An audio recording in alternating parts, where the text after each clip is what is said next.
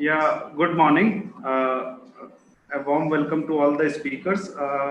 We are live now. A warm welcome to the virtual conference on future of mobility based on the theme Green Mobility #Advantage Rajasthan. Now, the future belongs to green mobility, and because there is an earnest desire, technological advancements, and inclination towards adoption of these technologies. And advantage Rajasthan because Rajasthan is also coming up with the policy on the EV. There was some stakeholder consultations held prior to this, and we will have the speaker joining in sometime from the government in 5-10 minutes, and we will have their views also on the subject. But since we are live, I would request Mr. Randhir Vikram Singh, co-chairman FICCI Rajasthan State Council and CMD Mandawa Hotels, for his welcome remarks. Over to you, sir. Good morning, everybody. So nice to have you all with us. I'd like to extend a very warm welcome to Ms. Mugdha Sinha. I don't know if she's still arrived. Secretary, Science and Technology, Government of Rajasthan. Mr. Ravi Jain, Secretary and Commissioner Transport, Government of Rajasthan. Mr. Shekar Viswanathan, Chairman, FICCI Electric Vehicles Committee, and Vice Chairman and a whole-time Director, Toyota Kirloskar Motors. Mr. Praveen, Director, Honda Cars, India Limited. Mr. Rajeev Singh, Partner and Leader, Automotive Sector, Deloitte, India. Mr. Sunil Kumar Yadav, Chairman, FICCI Subcommittee on HR and Skills and VP Honda Cars, India Limited. The automotive industry is on the verge of disruption driven by digitalization, increasing automotive and new business models. And it has started to experience the effects of disruption. 4 technology-driven trends: electrification, shared mobility, connectivity, and autonomous driving are leading the automotive industry to this disruption. These trends will shift markets and revenue pool change, mobility behavior, and build new avenues for competition and cooperations. Electrification has emerged as an attractive solution to growing levels of vehicles polluting the cities and is of immense importance today. The automotive industry is already feeling the effects of electrifications or e-mobility, both globally and in India. By 2030, electrifications could lead to electric vehicles holding a substantial share of the automobile sector, and it will significantly impact manufacturing across automotive value chains. Many states have formulated their EV policies, and Rajasthan is also in the process of finalizing the policy. FICCI has helped in this through facilitation, stakeholders, consultations. I'm sure that the deliberations that will take place during today's virtual conference would help us in shaping this sustainable future of mobility. FICCI would be happy to collaborate and act as a catalyst in this. Thank you very much, everybody. Thank you, Chairman. And now we have Mr. Rajeev Singh, Partner and Leader, Automotive Sector, Deloitte, India. I would request Mr. Singh to give the theme presentation for the conference. Yeah, sure. Thank you. Thanks, Atul. Thanks, Chairman, sir, and my other co-panel members here. Good morning to all of you. There are a few slides that I had put together. I don't know, Rahul, are you able to pull them up or should I pull them up? No, I think it's on the way, but you may share the screen from your end. No worries, I'll pull them up then, and I'll just use them for driving the theme then here. Great. Just let me know if they are visible to all of you now. Yes, it is visible, sir. It is visible. Thank you. So, see, friends, I think I just wanted to start with what are the major um, drivers that we are seeing, which are shaping the future of economy for all of our future of mobility for all of us. And some of these drivers we may have spoken multiple times, but it's important just to think about what is happening. So we are finding that not just in India, but globally as well, there is a massive drive towards urbanization. Now, some of the countries saw huge, significant growth in urbanization over the last few decades. But even in some of the developing countries, we are finding that there is a significant move towards urbanization, which is happening. So that is one big shift that we are seeing happening over the last few years, and this is likely to continue over the next 2-3 decades as well. The other shift that we are seeing is from a climate perspective. The entire focus on global warming, the entire focus on climate is significantly, pollution, for example, is significantly growing up. There is a significant shift that we are seeing from a perspective of the consumer behavior. The millennials that we keep talking about and the way they behave, the way they buy, we find that there is a significant shift there.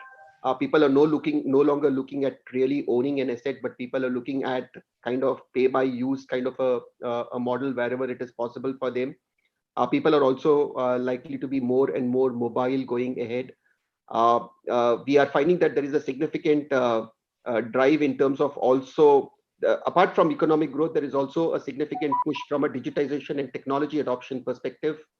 We are finding that whatever and wherever we are doing, whatever we are doing, there is a significant digitization of the entire process. And with the pandemic being there, the entire focus on digitization has only become more and more rapid.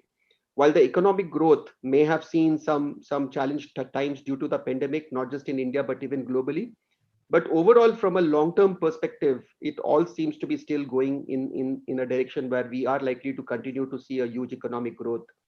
Now, the important thing is that what is happening with all these drivers, because these drivers are all impacting somewhere or the other various aspects, including how people and goods are likely to move in future.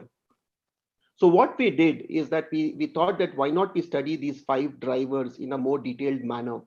And we said that what are the various uncertainties in each of these drivers? Like in urbanization, there could be some uncertainty with respect to the rural economy vis-a-vis the urban economy. We looked at uncertainties from a climate perspective, uncertainties from an economic perspective, uncertainties from a consumer behavior perspective, and uncertainties from a digitization perspective.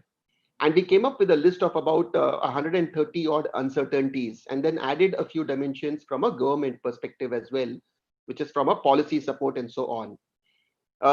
What it all lended us, and we said that you can't try and crystal glaze a future, which is something that is very difficult to see sitting now. How are people and goods going to move, say, in 2030, 2040, 2050? So we said that can we look at some of those uncertainties which are having a higher impact on how people and goods are going to move in future, and that's how we came out with 4 scenarios for India. And this is more from a country perspective that we came out with 4 scenarios. And we said that if I look at 2 axes, if I look at the government policy on one axis and say that the government policy is proactive and coordinated, and on the other axis could be reactive, and on the other side of government policies. And if we look at the other axis and we talk about what is the extent of technology advancement, whether it is from electrification perspective or whether it is from connectivity perspective, autonomous perspective, and so on, that we heard our chairman speak about. So if you look from those 2 perspectives, we came out with 4 different scenarios. Now, the scenario 1 that you see out here, we called it as a seamless utopian scenario. Why we named this as seamless utopia is because this is something which we thought is really something that is like an ideal thing, where you find that the government policies are completely proactive, it's completely coordinated with all the industries. On the other axis, we said that the technology advancements are going to be really breakthrough and so on and so forth. Now, this is the scenario where we felt that the future of mobility, whether it is from a perspective of people or goods movement, is going to be highly coordinated. It is going to be very, very shared as an economy. The penetration of electrical vehicles will be very high in this particular scenario. And the use of personal mobility may have come down in this particular scenario. Now, as against this scenario, which is what we call a seamless utopia, let's look at diagonally opposite as a scenario, which is the reactive and say government policies. And from a technology perspective, also there are no breakthrough technologies happening, but these are incremental technologies which are kind of happening. So we said that this is the diagonally opposite scenario, say, and we called this as a traffic jam predominantly because we felt that India as a country, if we find that we are stuck in this particular quadrant, then we are likely to see a future where shared mobility may not really pick up in the country. Public transportation, for example, may not grow to that extent. And we may find that there are more and more number of vehicles coming on the road. Maybe the OEMs may be happy in this scenario because the number of vehicles as a demand may go up in this scenario, but it is going to lead to a lot of jamming on the infrastructure side. And that's why we call it as a traffic jam as a scenario. Now, similarly, we built the other two scenarios as well, but these were the two extreme scenarios in some form and shape. And why this was important is whenever we talk of future of mobility, whether we talk at, say, the country perspective, or whether we talk, say, at a state perspective, say Rajasthan as a state, what is important to see is what is it that we need to do and what is the future that we need to create. So when we were thinking from a country perspective and on this particular thing, of course, we were talking and working along with CIAM. We created these 4 scenarios of how 2040 is going to look like in the country. And we said that these are the 4 pictures of how India would look like, and defined exactly to say how are people and goods going to move in each of the 4 views. Now, since this is 2040 and this is far away, the need was also to say that, okay, 2040 is far away, but can we see the 4 themes or the 4 pictures in 2035, 2030 and 2025 as well? So we created the same 4 as 4 different frames at 5-year kind of a scenario, at 5-year interval kind of a scenario. And what we found is that, of course, as we move towards 2040, the 4 frames become very divergent from each other, but they come a little more closer as you move to 2030, and as you look at 2025, they may be still closer. Now, why this is important is that for any state government also, if you're looking at how the future of mobility in that particular state is going to be, the first and foremost thing may be that what is the scenario that I want to create, say 10 years from now or 20 years from now. So we may have to start from that point, saying that, okay, how do we think that people and goods are going to move, say in Rajasthan 20 years from now, and then work backwards and say that if this is how I want the people and goods to move 20 years from now, then what is it that we need to do, say from a government perspective, what we need to do from an industry body perspective on bringing in right technologies and so on and so forth, and how do we ensure that everything works together as a well-oiled engine. So I thought this was important to bring as a perspective today when we were talking about future of mobility. The other scenario that I also want to bring, or the other picture that I also wanted to bring, is the shifting profit pools, for example. What we find is that also for the traditional players who are there associated with auto as an industry, and largely also with future of mobility as an industry, the profit pools are also likely to shift. While today the traditional profit pools are more from sale of vehicles and sale of auto components, or sale of spare parts and servicing, and to a certain extent through financial and insurance schemes as well. Going ahead, we do feel that there is a significant shift that is going to happen in the profit pools. Not only there is going to be a shift from a perspective of powertrain moving more towards electric, or I would say zero emission vehicle. It could be any kind of a power train that could be there. It could be probably electric, it could be hydrogen, it could be hybrid, and so on and so forth. But definitely the shift is going to be towards zero emission. And also from a service perspective, the pools are going to shift more from servicing and aftermarket towards entirely towards how do you monetize the data which will get generated, say through connected vehicles. How are we going to look at services which are going to be more related from the electric vehicle, which is charging infrastructure and so on and so forth. And there could be many more new profit pools also that could emerge in the future. But from a perspective of the players who are operating in this industry, I think it is important to see that, okay, where are the profit pools shifting, and hence what do I need to do from a future perspective? Simultaneously, even from a OEM perspective, we find that the challenge that the players may have is how do you kind of play in this market, because all the OEMs today are aligned to play in this market in a certain manner. For example, the focus is on not necessarily always in volume, but yeah, to a certain extent, can I sell more cars and so on. But going ahead, it is going to be all about value that I deliver to my set of customers. The focus is also shifting from product more towards service. As we spoke about saying consumer behavior change, the consumer is not going to be necessarily looking at only the product. The consumer is going to be looking at what service do I get. Similarly, the focus is also going to likely to change from sales of vehicle to how do I ensure that I participate in shared mobility. Customers don't want to own vehicles, but they're going to use the vehicles, and how do we change that game? We spoke about personal mobility shifting towards shared mobility, push sales moving towards pull sales. Also, very importantly, the entire pool is more shifting towards a platform economy. So there are a lot of changes that we do see happening over the next couple of decades.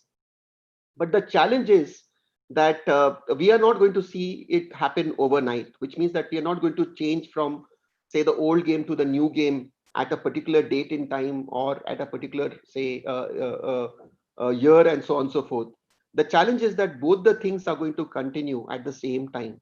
And hence, it's like playing chess and playing, say, badminton, both at the same time. And that is what the challenge, I think, for the industry is going to be, that how do you ensure that you, while you continue to play the old game, how do you start playing the new game?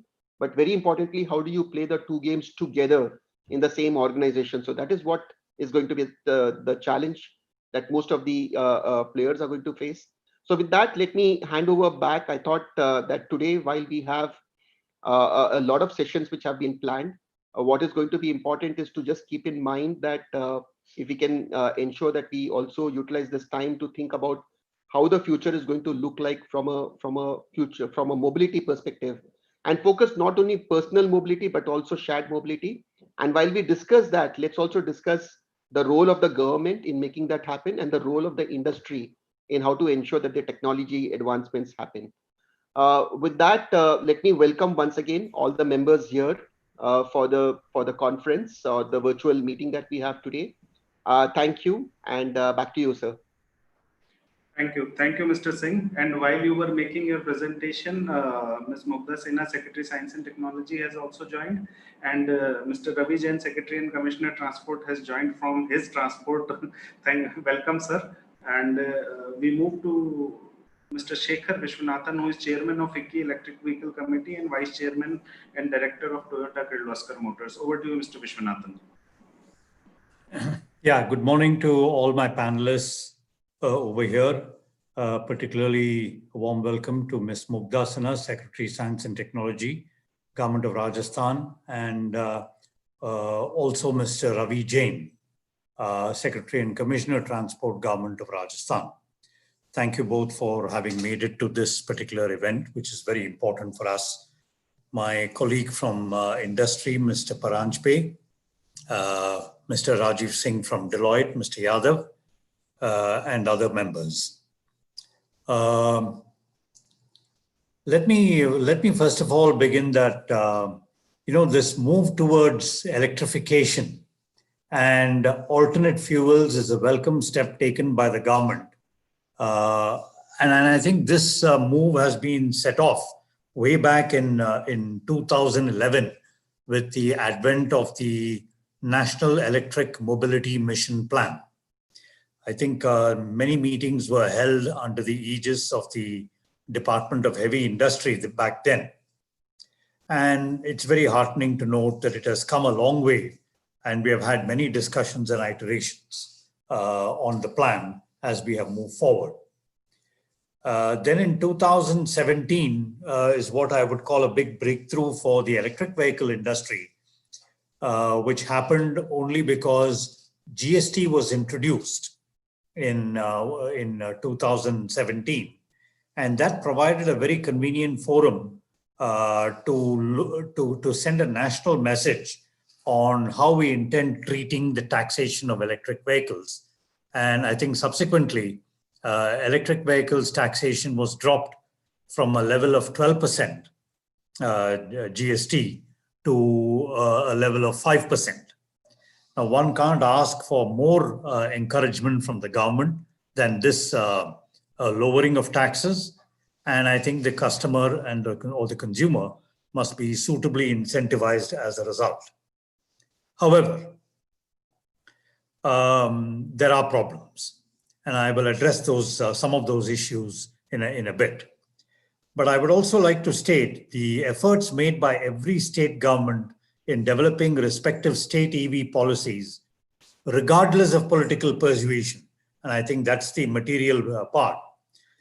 And they have created a conducive environment for the introduction and the growth of electric mobility. I think very recently, even Delhi state has introduced its electric policy. Therefore, the EV policies are here to stay, and it is up to industry now to start delivering a suitable range of electrified vehicles at a price point that is not too high compared to conventional ICE vehicles and at performance levels that is acceptable to consumers. Now, there are 2 points here. One is the price point and the performance point.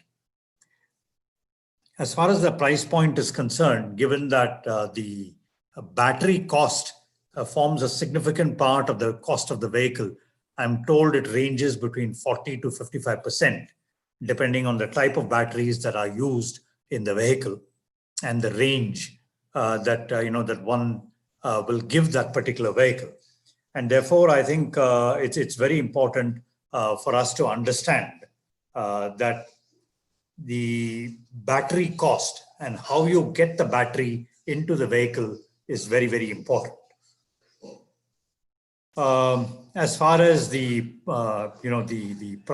price point is concerned, I think the taxes have been lowered, and I think I've already touched upon that point.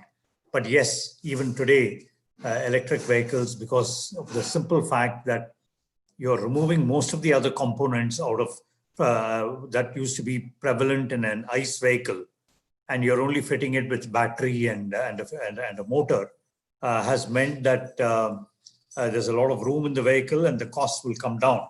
But the cost of the battery is still outweighing everything else. But I'd now like to point out a few things that we still have to address as we move towards fully electrified vehicles. Now, first of all, what I would like to say, and I think some of these points have already been touched upon by the previous speaker, that it's not going to be an easy trot in terms of adapting EV vehicles in the transportation mix. It will gradually grow from a level of 1%, 3%, 5% to, I believe, a maximum of 25 to 30% of the total vehicle population in the country. And if we achieve even that by 2050, I do think we can consider that we have made a huge success of our electric vehicle effort. Obviously, if we can go more, nothing like it. After all, many companies are working on solid state batteries and the like. They are right now very expensive, but who knows, at some point in time, they will start dipping below the cost what it takes to run an internal combustion engine vehicle. Now, the overdependence on lithium technology and the importation of strategic raw materials like lithium, nickel, cobalt, and the like need to be addressed. Care should be taken that the sourcing of these raw materials and import substitution by alternate chemistries and energy storage technologies do not result in a complete dependence on some overseas source for all these three metals. I think we need to practice Atmanirbhar right from the word go. Secondly, it is important that while sourcing metals like lithium, they do come from countries which are known to employ child labor. And I think we need to guard against some of these facts. We need to ensure that the sourcing of these metals avoid some of these pitfalls. Thirdly, it is critical to have a suitable ecosystem for the scientific and environmentally friendly disposal of such batteries. And actually, I was hoping that the government of India would introduce in quick time, close on the heels of introducing BS6, a scrappage policy that will encourage electric vehicles and get rid of old BS1, BS2, BS3 vehicles. Regrettably, that has not happened, but the government, I think, has its own compulsions because in some states, I think they have collected a lifetime tax, and this in some ways is militating against the successful introduction of a scrappage policy.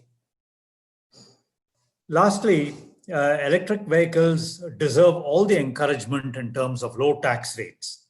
However, the transition from conventional petrol, diesel, and diesel technologies has to be smooth and disruption-free. Let's not forget that in our country, a lot of people depend on the auto sector for employment, and this auto sector has a predominance of ICE technology. You can't say overnight that please get rid of all these people and then we will have electric vehicle technology, or that the electric vehicle sector will be able to absorb this workforce in its domain. It doesn't happen that way.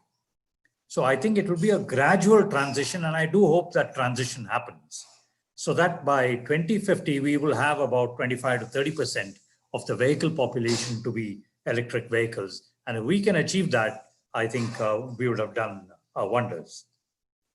The other point that I would like to mention is that the dependence on public finance from revenues from the auto sector is absolute almost. Right now, ICE vehicles are charged at the rate of 28% at a minimum, and that's the lowest rate of GST. In addition to which, the governments, the state governments get road tax and registration tax. In many cases, electric vehicles are not burdened with that. So what is happening is that willy-nilly, we've all become dependent on these revenues, particularly from a public finance perspective. And you can't just say that I will raise this revenue from other sources. It's okay, we can continue to live with 5% GST on electric vehicles. At some stage, that will have to go up as well. So I think it's a very fine balance, and how this is going to play out, only time will tell. But I'm merely drawing your attention to some of the pitfalls that we have as we move aggressively towards replacing ICE vehicles with electric vehicles. One final point, and then let me conclude. I think it's important for us to understand that electric vehicles alone is not the only source of mobility, meaning pure battery electric vehicles. You do have hybrid vehicles which use gasoline as an energy source to recharge the batteries, which is why we call it self-charging hybrid, self-charging electric vehicles, meaning you don't have to plug it in. You also have a variant which functions on the same principle, but you also have a plug-in alternative.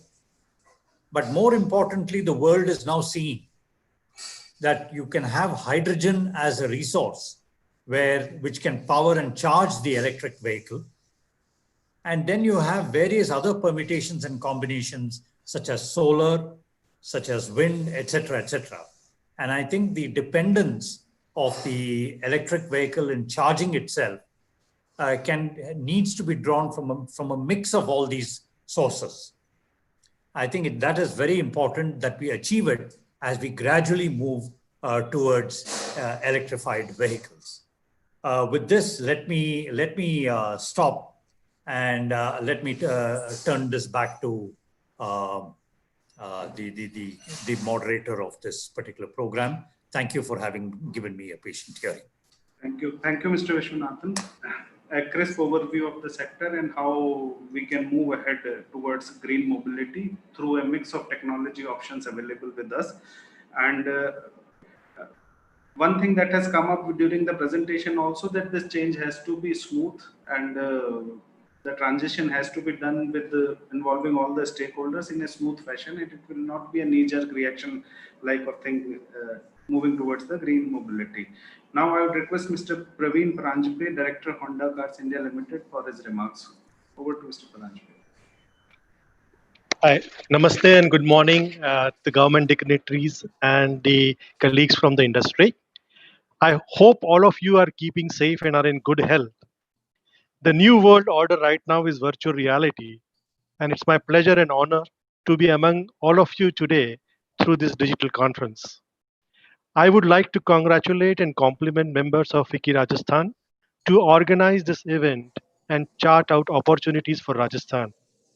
As a state to organize, it is harnessing opportunities in this area of future mobility. Rajasthan, as you know, is the largest state by area and is a progressive state. A lot of focus has been remained on developing road infrastructure, connecting the remotest part of the state and making it mainstream. The challenges of air pollution are real, and there are a number of cities in India which are among the top 100 cities of world in terms of air pollution. Adapting technology agnostic approach to reduce carbon dioxide emission will be the key to success.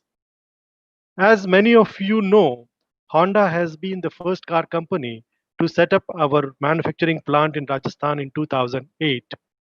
In the last 12 years or so, we have been able to massively increase the industrial activity in Tapukada region together with our suppliers ecosystem. Honda is a philosophy and technology driven organization. We have all the future technologies in our global portfolio, and we are committed to contribute for a better environment. This will be explained by subsequent speakers also.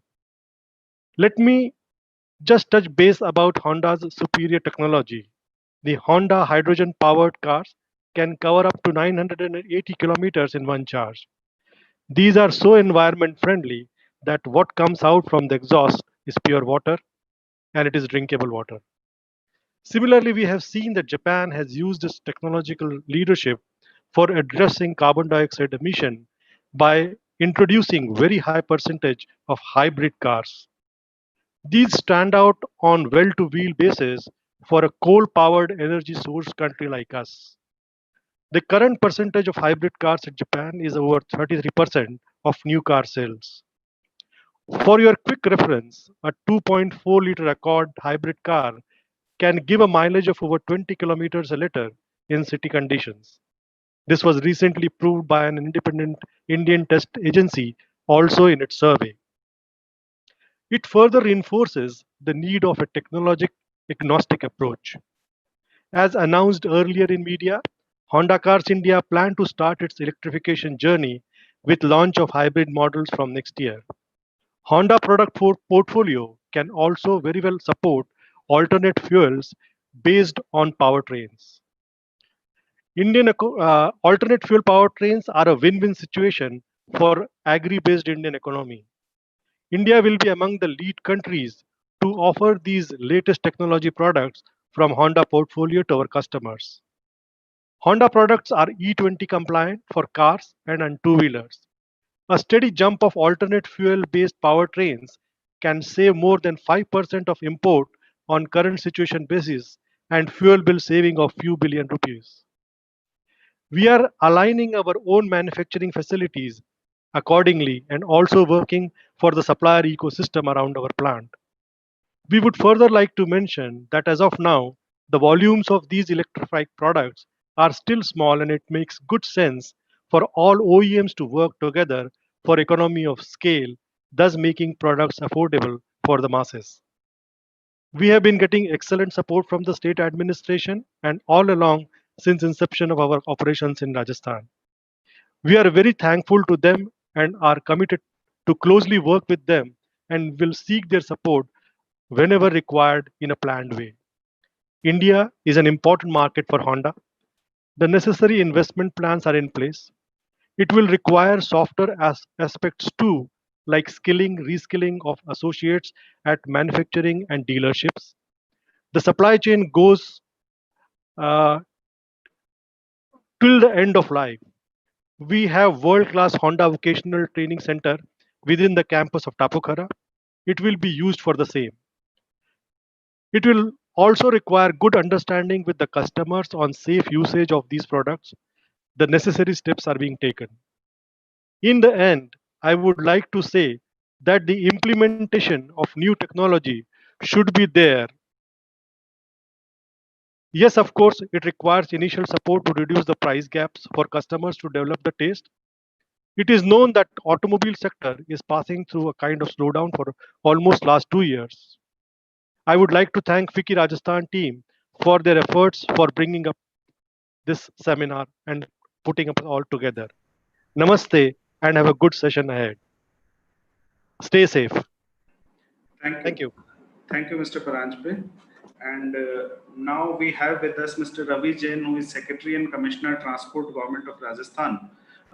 Sir, department is also working on a EV policy and various other initiatives shaping the mobility plan of Rajasthan. So your inputs are very important. Over to you, sir. It's on mute, sir.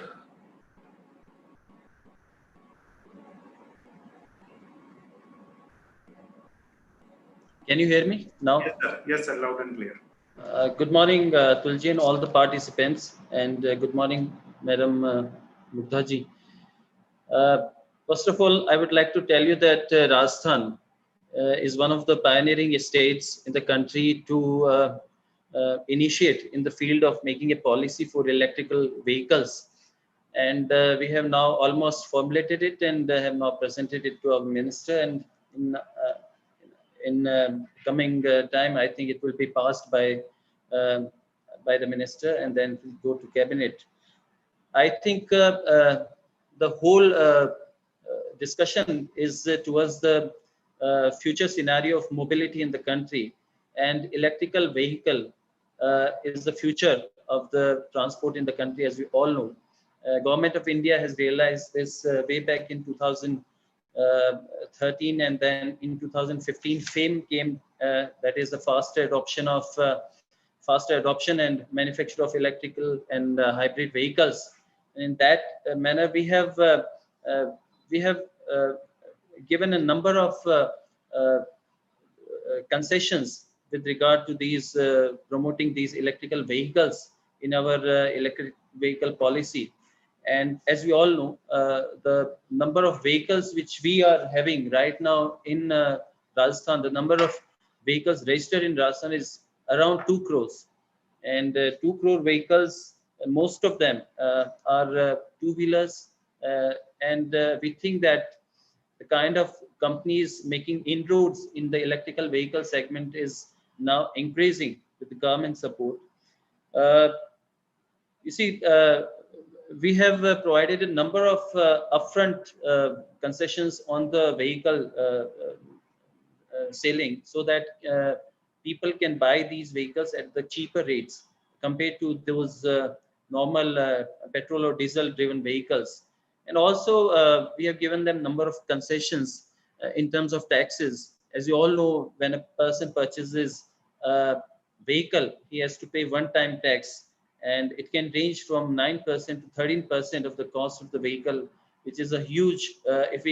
And we have made it, OTT free, and then there'll be no green taxes or surcharges on those vehicles. So it will be a lot of relief for the consumers and will incentivize the buying of these electrical vehicles for him. Also, we have proposed various facilities in terms of services of the parkings or the exemptions from the state toll taxes for these electrical vehicles. And also, if these vehicles go to the ecologically sensitive areas, they will be given preferences like that. So we are creating a number of initiatives in the industrial policies, also startups who are manufacturing these ancillary units of these electrical vehicles will gain a lot of support by the government. And in my knowledge, the new solar energy policy of 2019 will also be going hand in hand with the new electrical vehicle policy of Rajasthan Transport Department. So I think what one expects from the government is that it come out with the policy and it come out with a lot of financial support for the manufacturers as well as dealers as well as common people who are using these electric vehicles. And we are going to do just that. We will be sending these proposals to finance department, and I think they'll be very, very competitive and very, very environmental friendly. We cannot always judge things on the financial things, but if these are for the future and these are for our posterity. So I think there's a future in the electrical vehicles in the coming.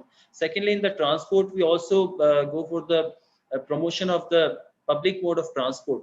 So these two things are hand in hand when we go for the control of the pollution, because we are seeing a number of vehicles increasing day by day.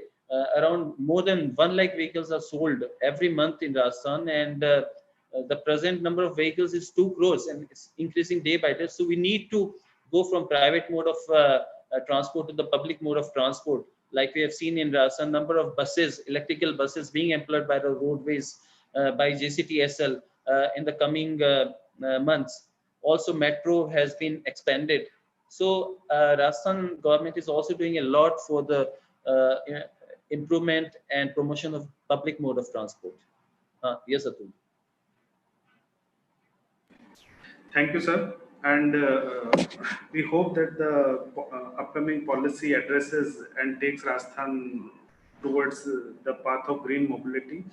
And with these words, I thank you for your presence. And I would now request Ms. Mugdha Sinha, Secretary Science and Technology, Government of Rajasthan, for her remarks. Ma'am, over to you.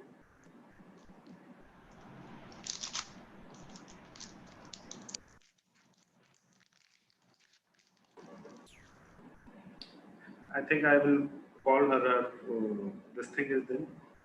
In the interim, Mr. Viswanathan, you would like to talk something to Mr. Jain over this thing?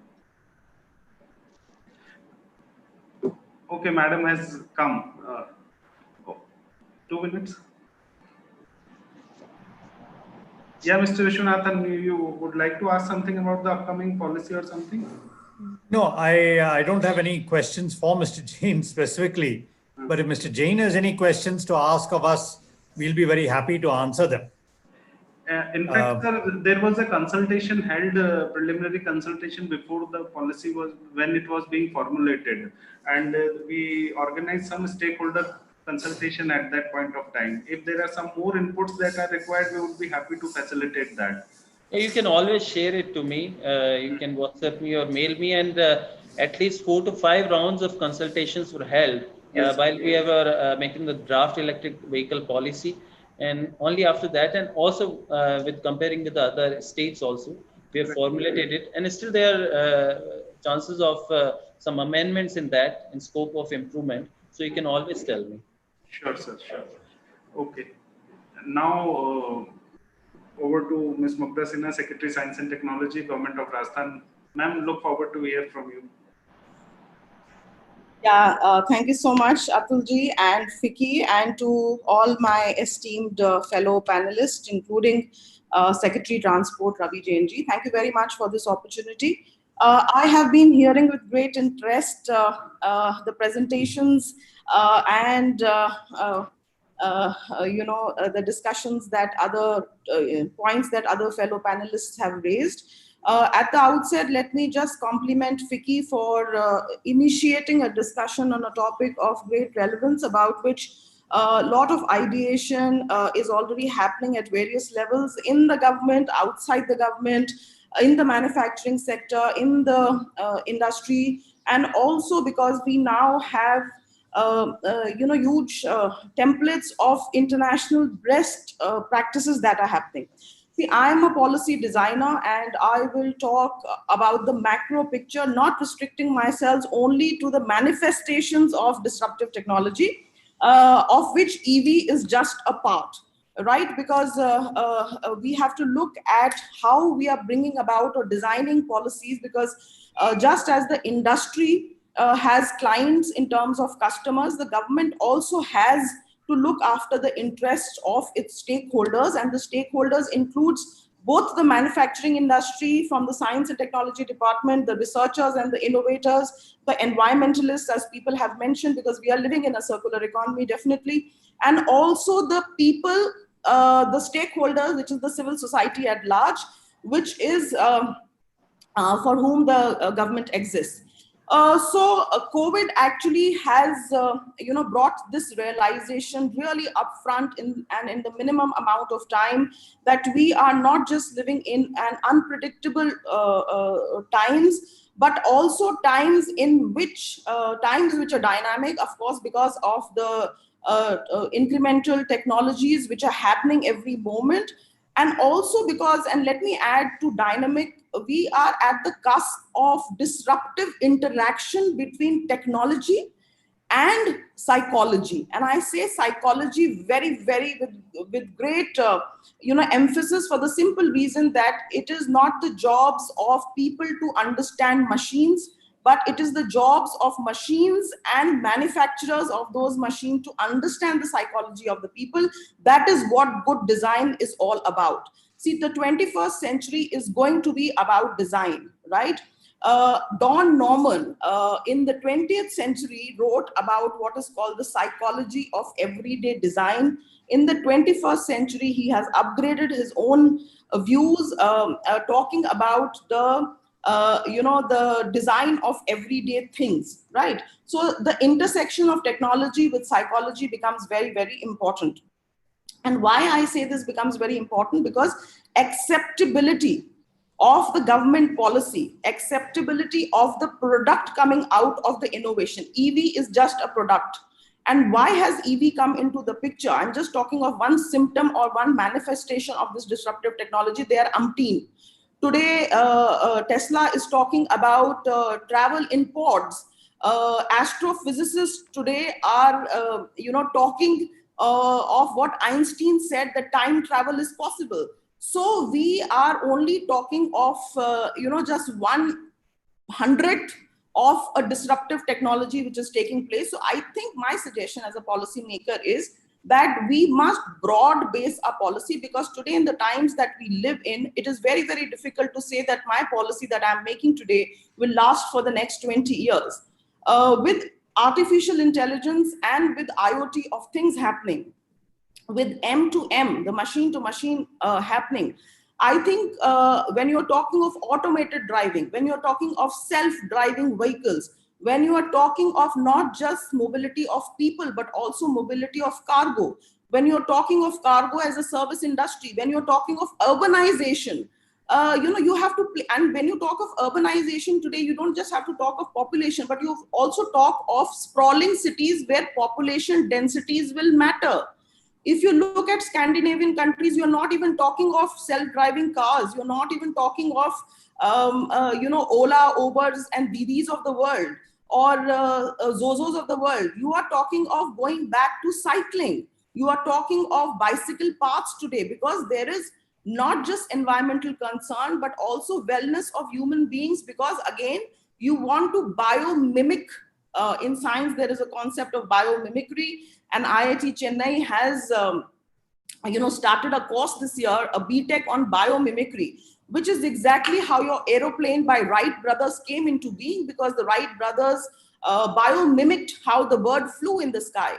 So today, I think when you're talking of bullet trains, when you're talking at one, just look at the kind of canvas you have in terms of technology today. At one place, you're talking of a bullet train, which is the technology which is based on speed travel, right? On the other hand, you're talking of a bicycle travel. We're talking of dedicated pedestrian paths for people. And that you're talking of the health concerns of the people. So I think the canvas is huge, and we should not just focus on making a policy for a manifestation of a policy. I think any state government which is making a policy should make a holistic policy of seamless travel, focused and dry run on how a person who lives in a sprawling city with sparse population or with high density population, because when you make these what you call flyovers and bridges, you do a volumetric traffic survey of traffic in peak hours and in peak seasons, right? And based on that, you have your toll taxes and stuff like that. So I think that kind of a thought process. See, Harvard teaches us to do smart policy design based on data. We have to be absolutely clear what are the policy objectives that we are looking at and what are the outcomes that we are looking at. Also, I feel the policy should have a mechanism of review which does not render your policy obsolete the moment the technology becomes obsolete. I will give you one example of my tenure in RICO, where I was chairman REAL, and which was doing all this electric car innovation in Rajasthan. And even before the electric car has got manufactured today, and I have heard Mr. Paranjape from Honda, and I am aware that they had taken a incentive under the RIPS Rajasthan policy, where they wanted to expand their business. But since they were dealing earlier on a carburetor-based technology, which was rendered obsolete by electric vehicles, and they had an entire plant of manufacturing based on a carburetor-based technology, which needed huge disruption in terms of a shift, not just a transformative shift, but a seismic shift from carburetor to electric. They were not able for the last 3 years. I mean, at least in my tenure of 1 year, I did not see that they could make a shift. Government has to understand this. Your policies have to shift, and shift very, very soon, because times are changing. One disruption.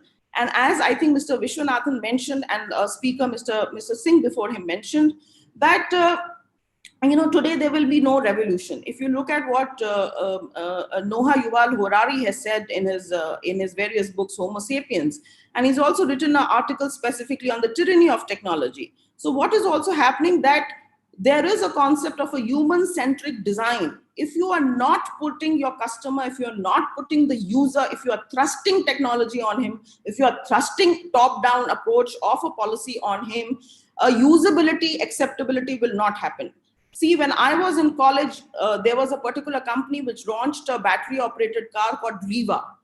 They were far ahead of their times in thinking that a battery-operated car could work, but that system failed because we were not ready at that time. So I think the readiness of the environment is here. The technological capability is here right now. And I think we must also educate. When we talk of capacity building, we are only doing capacity building either in the industry or in the government system. We also need to do capacity building in the civil society, which is the ultimate user of the technology. I think the thing that we talk of functionality, aesthetics, simplicity, usability, technology will only survive when your user manual is shorter than the products that you're bringing out to the market. Otherwise, what will happen, which happens with microwaves, that you only remember one setting and you work your microwave or your machine or your washing machine only on one setting, whereas the user manual guide of 200 pages. So I think simplicity will be the need of the hour, because you have a great variance in the terms of the stakeholders which will be using your technology. Also look at the fact that today ownership of vehicles, again, you are using the same outdated model where you are saying we will replace your old cars with electric model cars. There is a disruption happening in the market where you are saying you do not need to own cars. You have the Didis and the Newtonomy, people like that who are coming up, startups who are coming up, who say that we will provide you helicopters. You don't even have to own helicopters today. You can simply hire helicopters. So I think your taxation policy, your moratorium policy, your loaning policy, your user policy, I think we need to get a whole lot of things together and make our policies as disruptive and as dynamic, because none of the policies today in any field are going to last more than 3 or 4 years, maximum 5 years. If you're making policy for 10 years, I'm sorry, technology is not going to do your bidding. Technology is changing at a very, very fast rate. acceptability is taking time. So I think a pre-awareness of what the government is doing will be very, very important. And I think Sync, see, the Tesla company, because I also deal in intellectual property right, and I did not see at this forum any discussion about open science and open manufacturing, because your manufacturing, emerging invention turning into innovation will only happen when technologies get commercialized. Technology getting commercialized and cheaply available. Affordability, don't forget. Affordance is an important principle. Design principles don't go anywhere. They have remained stable for the last 5,000 years.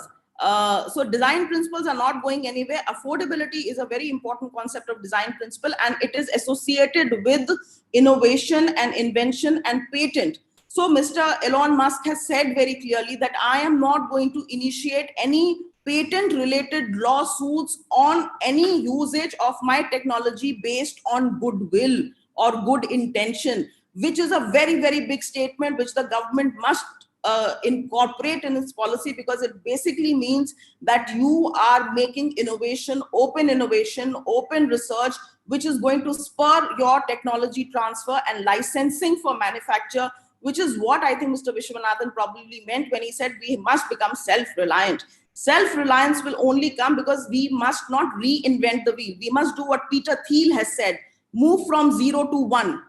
If you are only replicating a model of Facebook with another name, you are only putting old wine in new bottles. No disruption is happening. Your market, you will not have the early bird user advantage. So my very, very humble respect to everybody who is there, that please do not confine yourselves when you talk of the future of mobility only to electric vehicle mobility.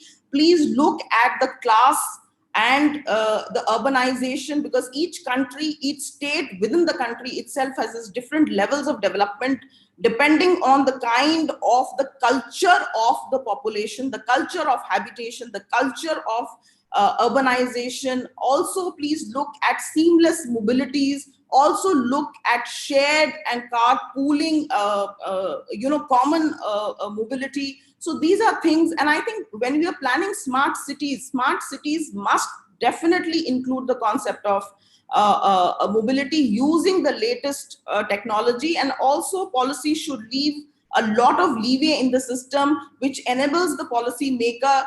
The moment the technology becomes obsolete. See, I'll tell you, I have a Samsung phone, a normal kind of a phone.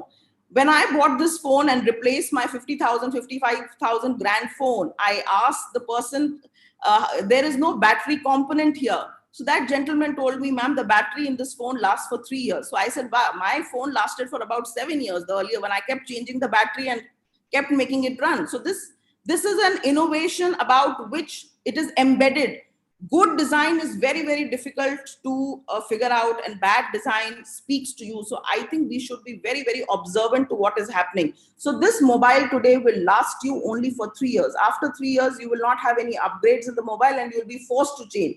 So if you are making a policy for 5 years of mobile, this mobile lasts only for 3 years, right? So your policy needs to incorporate that dynamic shift that is going to happen after 3 years, because new models, new upgradations are going to happen. And this is what Mr. Horari has said, that disruption of technology is going to fatigue out your common population, and it is going to render it subservient to technology. So whereas we want to use technology in a positive sense, we do not want that technology to fatigue out a general population through various upgrades, because we also have geriatric population whom we are expecting to be using our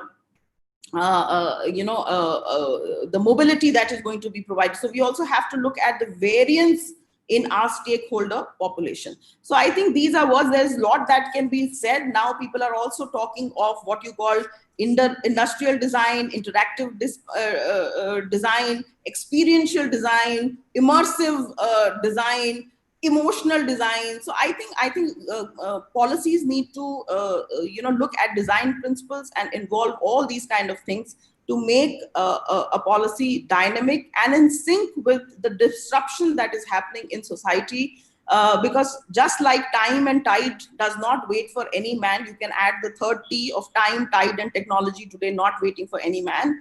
or woman for that matter, or for that matter, any other gender. So I think these are some thoughts. There is lots that can be said, but I think given the time that we have at hand, I think let me just leave you with a few of my own disruptive ideas.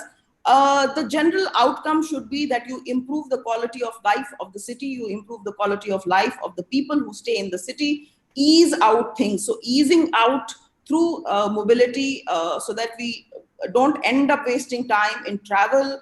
We take account of things which are happening, disruptions, seasonal disruptions, and maybe disruptions otherwise. Everything needs to be looked into it. Stakeholders and seamlessness, disruption and dynamic, keeping environmental concerns in mind. I think this is the plethora that we are up against. So thank you very much, FICCI, for initiating this discussion and giving me a free hand to speak my mind out on your forum and from hearing from other participants. And thank you very much. Good luck and all the best for your other sessions and deliberations. Thank you, ma'am. In fact, the bottom line is that keep things simple and improve the quality of life of citizens and the cities that we live in. Thank you for your keynote address. And now I would request Mr. Sunil Kumar Yadav, who chairs FICCI Rajasthan Subcommittee on HR and Skills and Vice President of Honda Cars, for his vote of thanks for the inaugural session. Okay, thank you. Good morning, and I would like to extend my sincere thanks and gratitude to all the eminent speakers for their valuable insights. Let me especially mention Ms. Mugdha Sinha, Secretary Science and Technology, Government of Rajasthan, and Mr. Ravi Jain, Secretary and Commissioner Transport, Government of Rajasthan, for their presence, progressive thoughts, and bringing the state perspective. It was very reassuring that Mr. Jain has mentioned that the policy which is going to come will support all the stakeholders, whether it's the manufacturing companies or the customers or the dealers. So thank you very much, sir. And we are looking forward to that.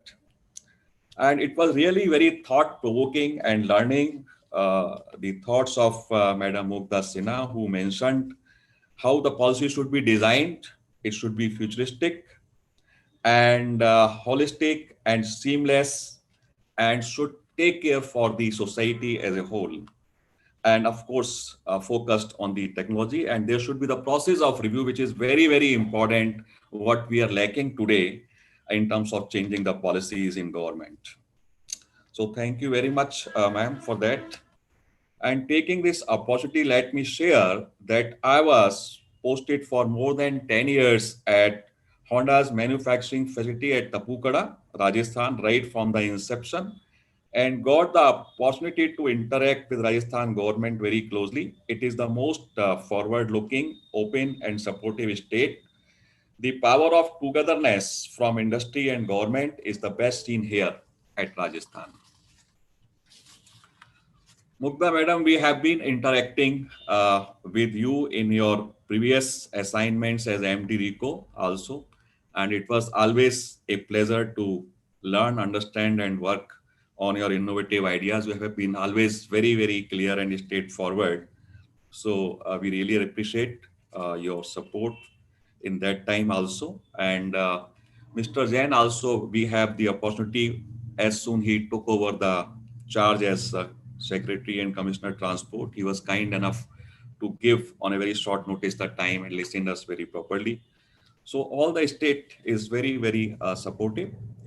And while Mr. Rajeev has very nicely shared overall economy and future mobility scenarios going forward, based on change of consumer preferences, uncertainties, and what kind of impact they are going to have, challenges they are going to have.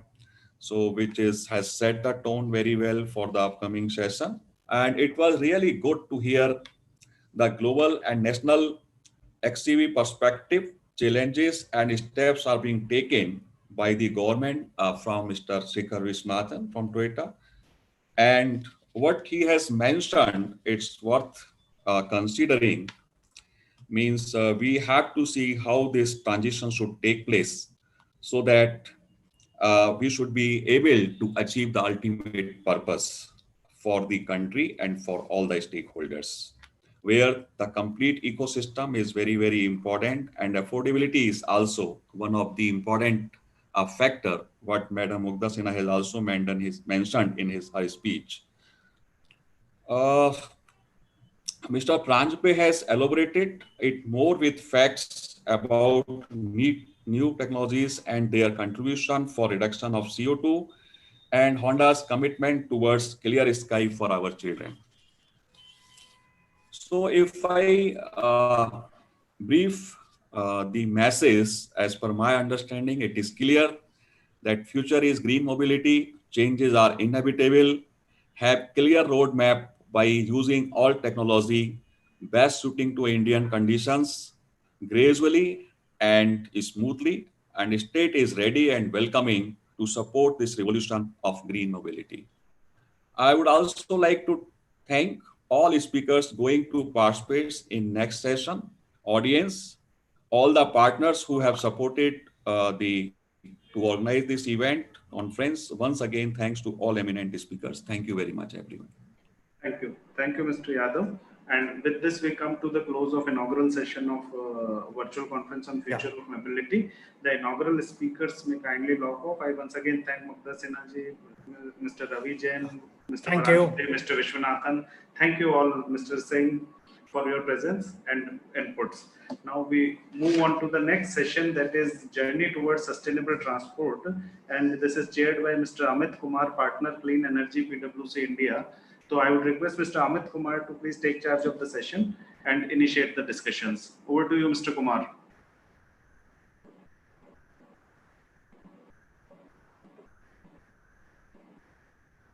You have to unmute yourself, Mr. Amit. It's on mute.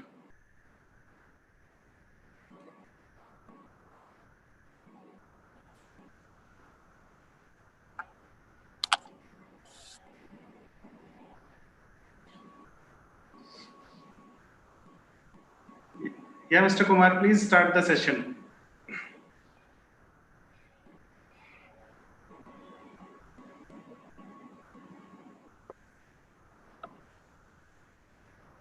You are not audible, actually.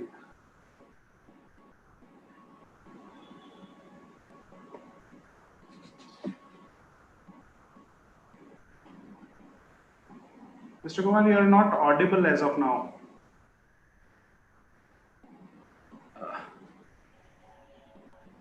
In fact, just to mention that we have a good panel of speakers for the next session. That is Mr. Rakesh Chopra, Managing Director of Rajasthan Electronics and Instrumentation Limited, Dr. B.L. Rolan, who is Joint Transport Commissioner, Government of Rajasthan, Mr. Mahesh Agarwal, who is AVP R&D from Honda Cars, Mr. Piyush Gupta, Founder and CEO, Lithium Power Private Limited, and Mr. Dipanjan Banerjee, who is State Head Delhi, Government and Public Affairs from Tata Motors.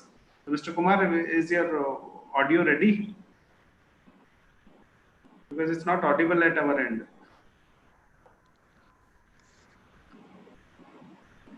Anyways, in the interim, I would request Mr. Rakesh Chopra, who is Managing Director of Rajasthan Electronics and Instrumentation Limited, for his address on the charging infrastructure. Good morning, all. Mr. Lohan, Mr. Mahesh Agarwal, Mr. Piyush Gupta, Mr. Dipanjan Banerjee, and all participants who are attending this webinar. I am grateful for FICCI to provide me this opportunity to tell us about EV infrastructure, our role, importance, policy of government of Rajasthan, which is about to be finalized, R&D skill and reskilling, and what are the business opportunity. There are some innovations also. So let me start with why we need sustainable development. As you all know, transport sector as a whole is one of the largest source of CO2 emission, accounting to or more than 23% of global carbon monoxide emissions. It is deteriorating air quality, and solution like shift to electric vehicles will be a boon to this country. Government expects around 30% of total vehicle on road by 2030.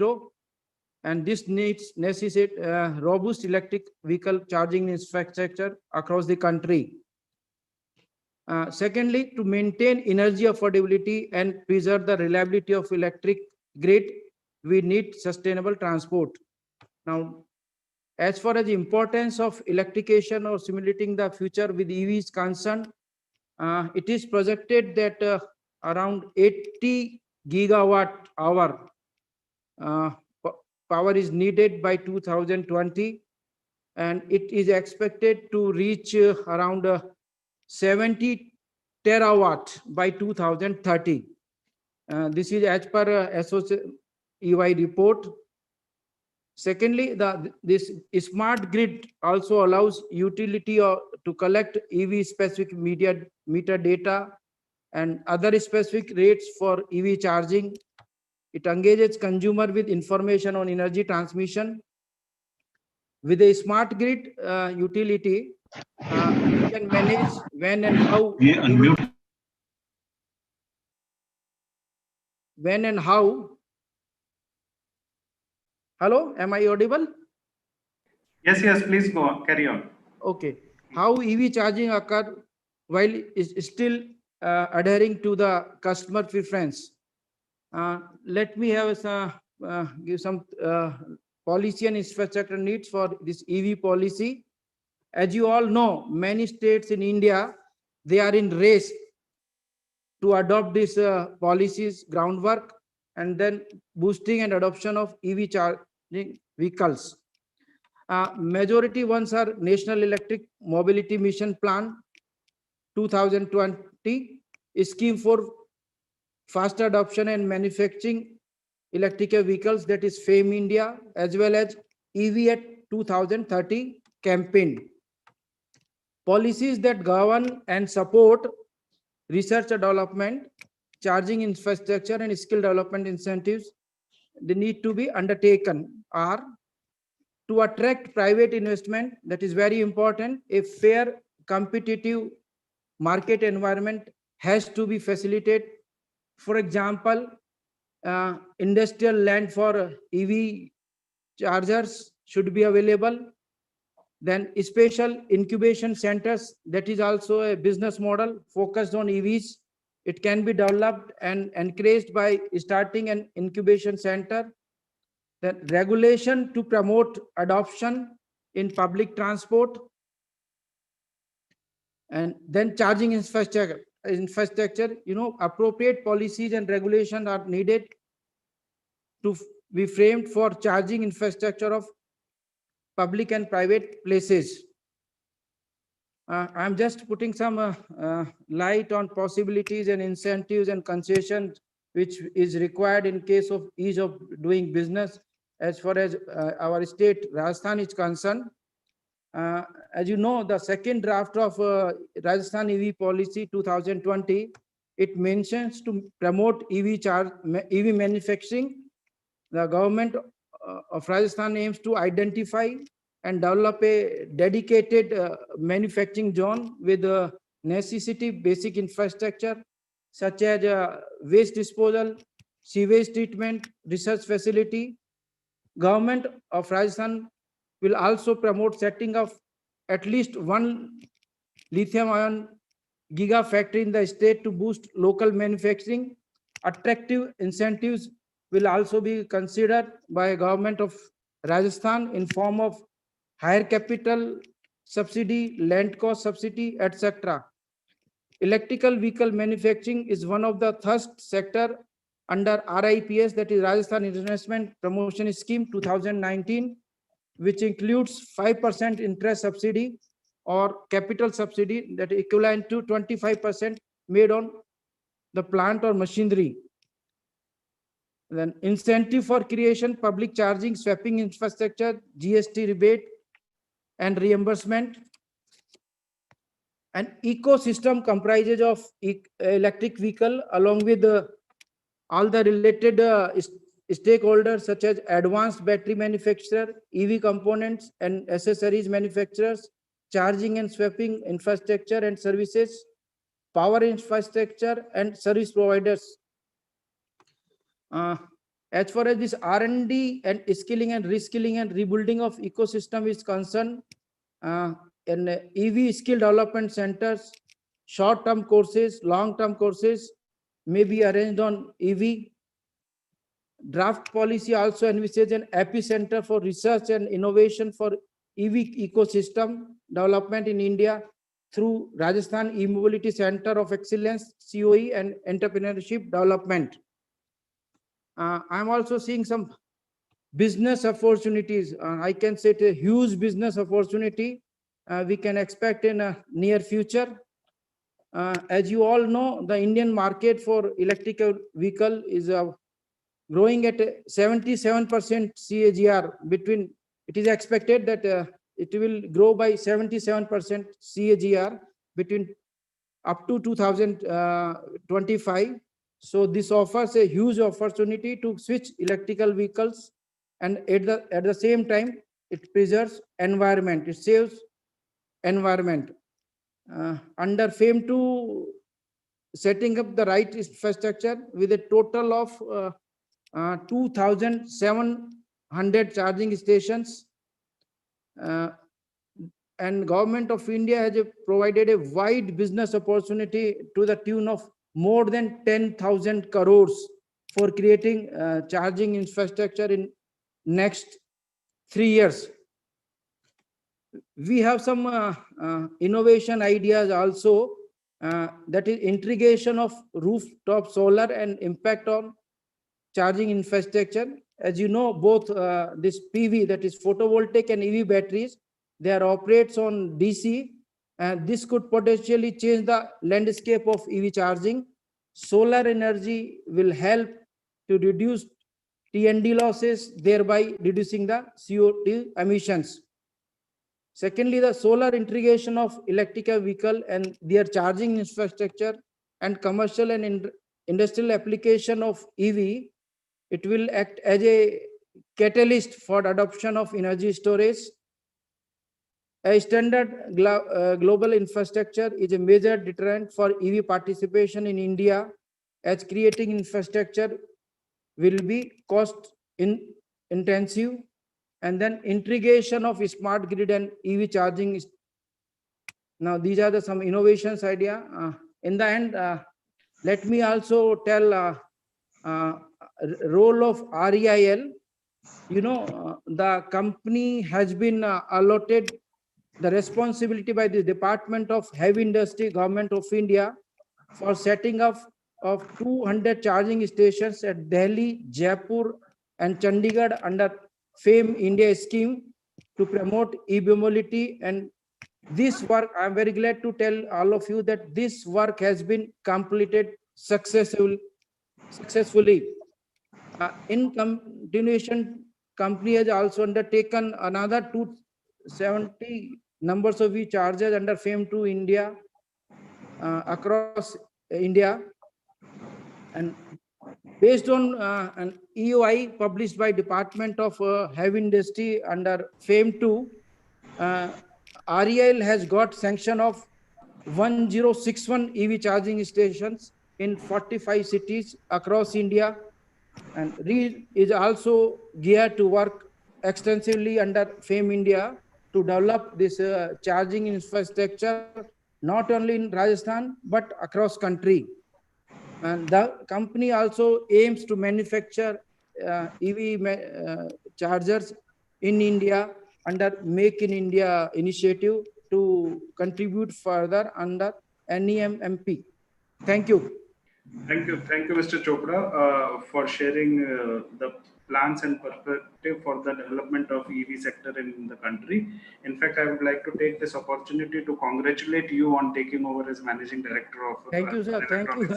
Limited. Thank you. And we look forward that we work closely on various other subjects in times to come. Now I would request the session chairman, Mr. Amit Kumar, partner, Clean Energy, PwC India, to take charge of the session.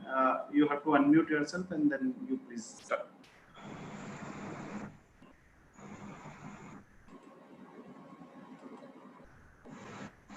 Can you hear me now? Yeah, loud and clear. Okay, thank you so much.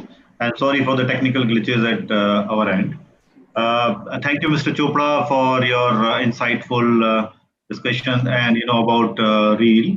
I'd like to request, without disturbing the flow, the next speaker, Dr. B.L. Rolan, who is the Joint Transport Commissioner, Government of Rajasthan, with more than 33 years of experience and currently holding the position of JTC. He joined Transport Department back in the year 1997 and a postgraduate PhD and MBA, quite a resourceful person. Over to you, Mr. Rolan, for your speech. My request to all the speakers, including Mr. Rolan, is if you can keep yourself for 10 minutes of your discussion, because we will also want to have some Q&A later on. Thank you so much. Over to you, Mr. Rolan. Good morning, all. I'm audible? Yes, please go ahead. Good morning. Good morning. Presently, जो राजस्थान में जो scenario है, hello, I'm audible? Yes, please go ahead. Presently, जो राजस्थान में जो scenario है motor vehicles का, उसमें जैसे कि हमारे ट्रांसपोर्ट कमिश्नर साहब रवि जैन साहब ने फरमाया था कि राजस्थान में जो व्हीकल्स की पॉपुलेशन है वो करीब 2 करोड़ के पौने 2 करोड़ से ऊपर निकल चुकी है, 2 करोड़ के आसपास जा रही है। और ऐसी स्थिति में राजस्थान के जो 2 जिले हैं, अलवर, भरतपुर, ये एनसीआर रीजन में है, और उसके साथ साथ जो हिंदुस्तान के 122 सिटी हैं जो नॉन अटेनमेंट सिटी कहलाते हैं, जिनमें जो एयर क्वालिटी है वो बहुत पुअर है, ऐसे शहर भी राजस्थान में 5 हैं: अलवर, जयपुर, उदयपुर, कोटा और जोधपुर।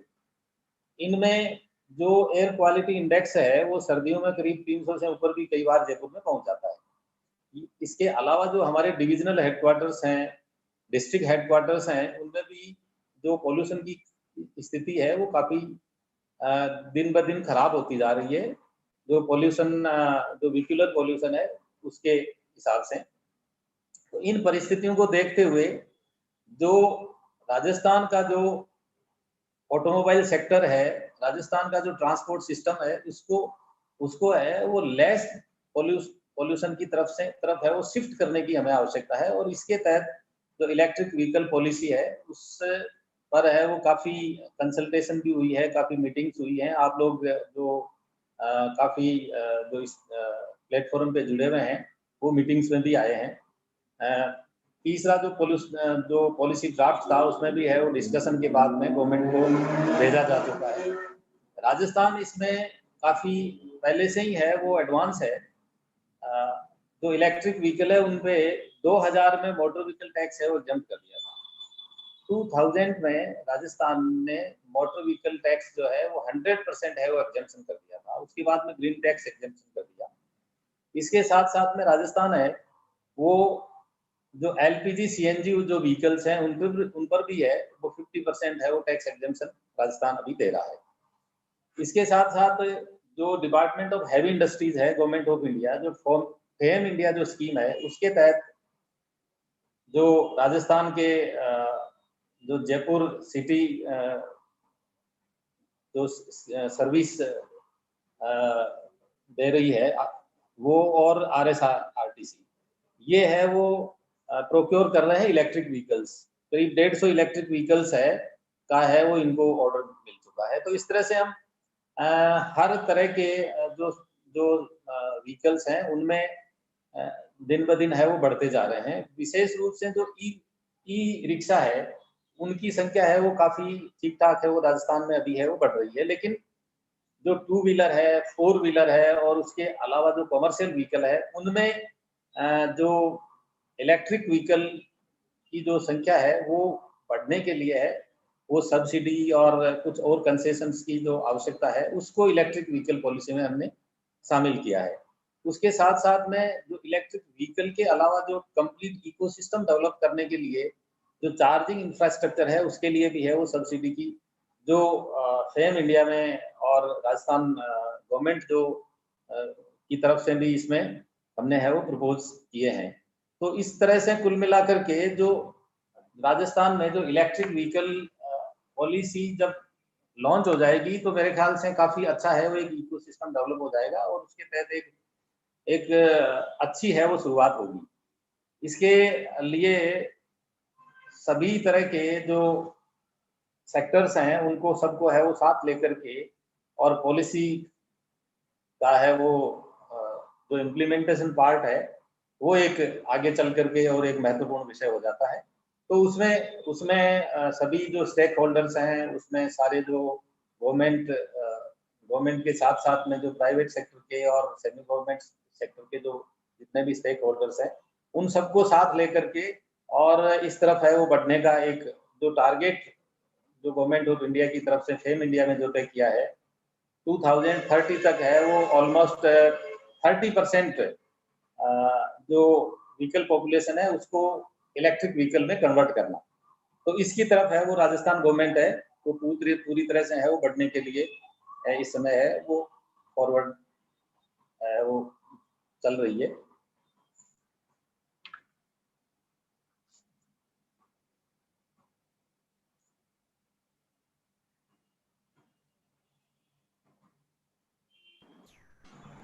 बहुत बहुत धन्यवाद mister रोलान।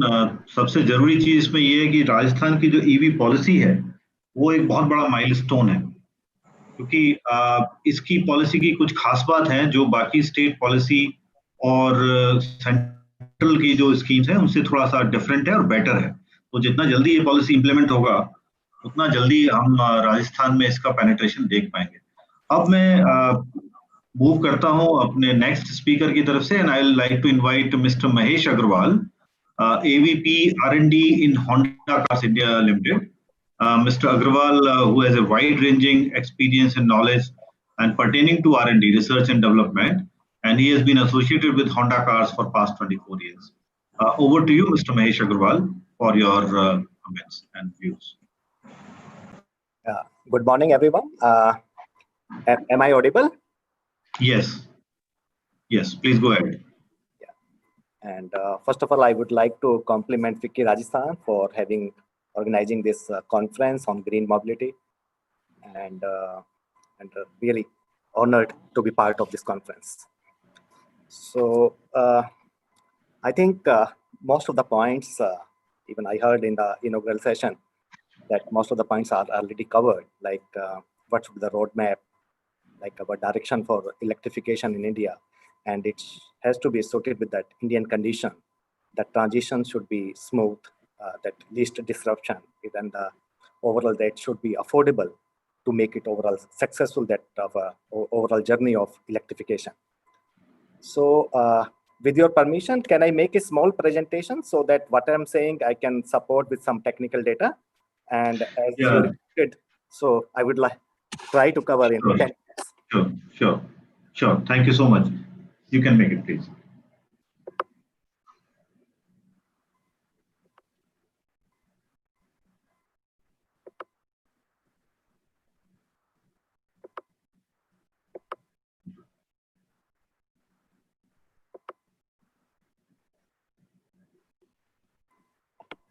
Is it visible?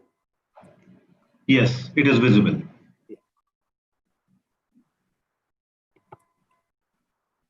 So I'll start with something to say about from global Honda point of view, that we had our head office in Japan. So we are the largest engine manufacturer in the world. And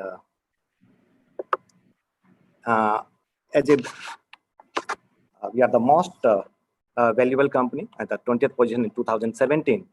And we are the 7th biggest automobile manufacturer in the world. So as you can see from the Honda 2030 vision statement, and as mentioned by our current president Hachiko-san, that the overall direction from the Honda side to create the carbon-free society, and by 2030 we want to be that over our global unit sales, 2/3 of our production should be electrified.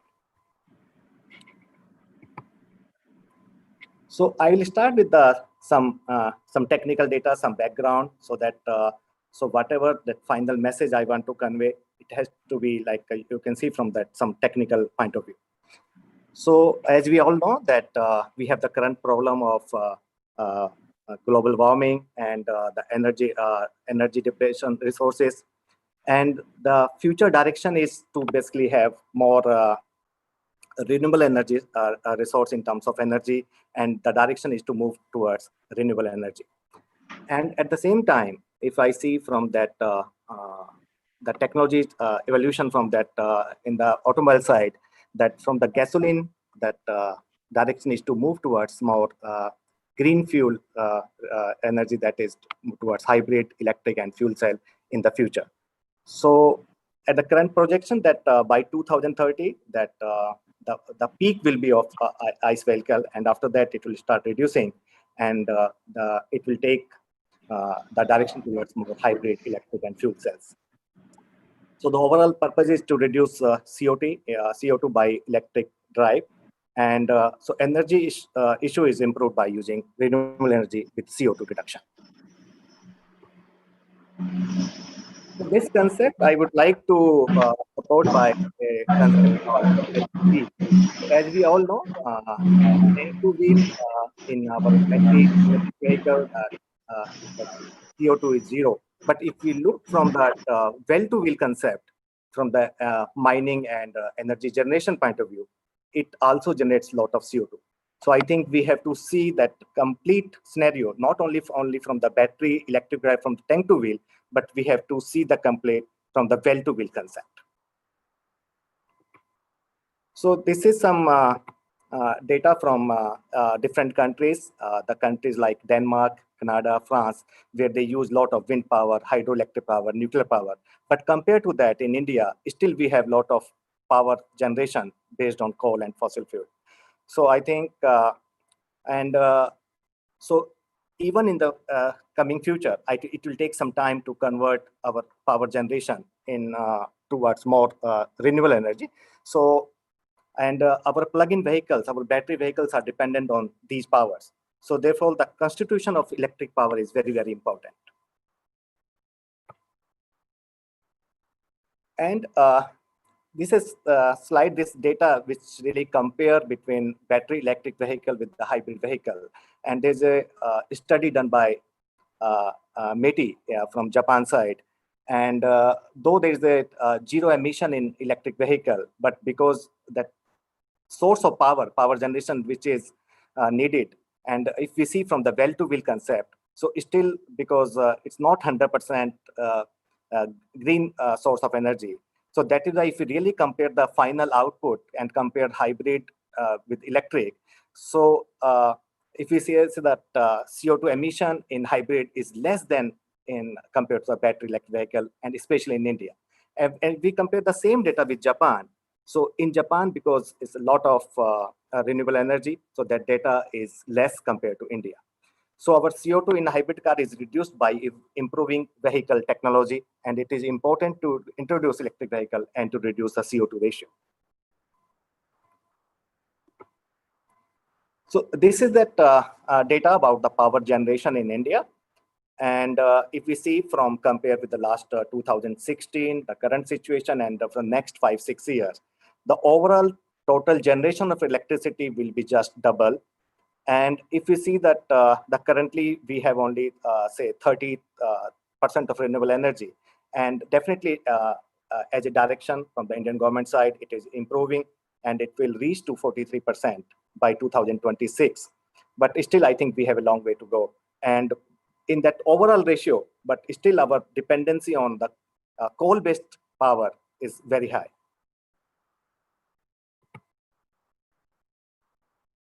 So this is some the data based on the sales volume in India, though this data is slightly old. It's a 2-year before data. And as a projection by 2030, though I'm saying in this date it's 10 million, it may not reach 10 million. It's just a projection. And based on the new technology on shared mobility, and this data maybe say it will just double from the current figure of say 3 million. It can be say 6 million. And even if we achieve say 10% of electric by 2030, the balance 90% of the vehicles, if it be ICE-based, so still there will a lot of CO2 generation.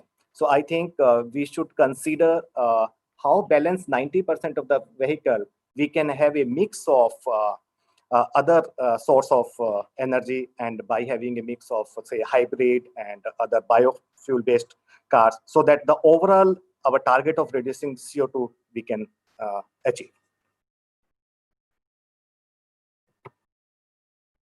So this is the trend in lithium-ion battery, and like I mentioned, for our hybrid vehicle we need high power density, but for our battery electric vehicle we need high energy density. And so this is the different kind of technology in battery what we need for our battery electric vehicle. And at the same time, that energy density is required for the cruising range, and the battery is also required for the quick charging solution. So in both battery technology and in charging solution, lot of research and innovations are going on. So if I say from the energy density point of view, and compared to a gasoline vehicle, if I compare with the battery electric vehicle, so the gasoline volume energy density is 20 times compared to the battery electric vehicle. And you can see that we have a very limited space available in our passenger vehicle for having these batteries on board. So in the, when I say this, uncrushable zone, and which is very, very important from the safety point of view. So energy density is a very important criteria in designing the vehicle. So here I'm just saying about the concept, about the challenges what we have in terms of driving range, charging time, vehicle cost. So all of these three parameters are very, very important parameters once we talk about that electric vehicle. And if I really see, when we say a lot of batteries in the car, so definitely we are increasing the vehicle cost, a lot of charging time, and definitely we are entering into a negative spiral. So its optimum solution is very, very important once we are driving its final solution. So here, there's some data about the battery raw material. You can see that in the graph from the cobalt, nickel, lithium. So all of these materials, they are not having unlimited stock. So at one given point of time, there will be like some supply demand balance has to be there. So it may not happen that prices will come down and it will keep moving down. So I think at some point of time, there has to be a balance between demand and supply.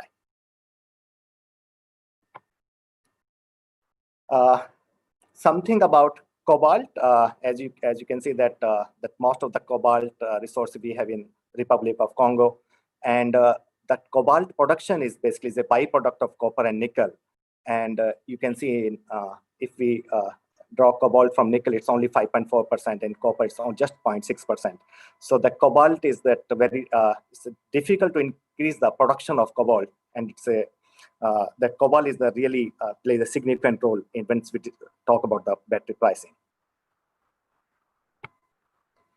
From the Honda point of view, in the research and development, we are moving, we are developing in batteries so that it can high energy and high power. We are working on motors, making it more compact and high efficient, and same with the other electronic power components. So when we see the potential like in HEV system on electric parts, and when we see that in hybrid electric vehicle and the battery electric vehicles, so most of the parts like battery, motor, and other electronic parts are very common parts. So I think that introduction of hybrid can accelerate the introduction of overall electrification in India. In this slide, I just want to explain about that the different solutions based on that usability and how we can differentiate in our city downtown area, city suburb area, and outer suburb area. So depending on that final usage of the vehicle and that application, we can have different combination of technology and solutions. Like in downtown, we can have a, like in our two-wheeler, three-wheelers by using mobile batteries. In our city areas, by having a limited driving range in our city area, but if you want to go for the long range, then we can have a combination of hybrid, plug-in hybrid, and fuel cell vehicles. So at the end, basically that electric drive vehicles is helpful in global environment regulation, and it mainly depends on the source of power generation. And in battery electric vehicles, because that batteries are needed both in hybrid and electric. So I think the introduction of different technology at the same time will help in overall localization of all these electric components in India and making it more affordable. And at the same time, it will accelerate the overall manufacturing in India. So at the end, if I really summarize the whole thing, that from now on, from the next 10 to 15 years, it is very, very important to have different solutions. And all these solutions has to go parallelly. The transition has to be very smooth. It has to be affordable. And that's how the roadmap should be from next 10 years. So that's all from my side. Thank you very much.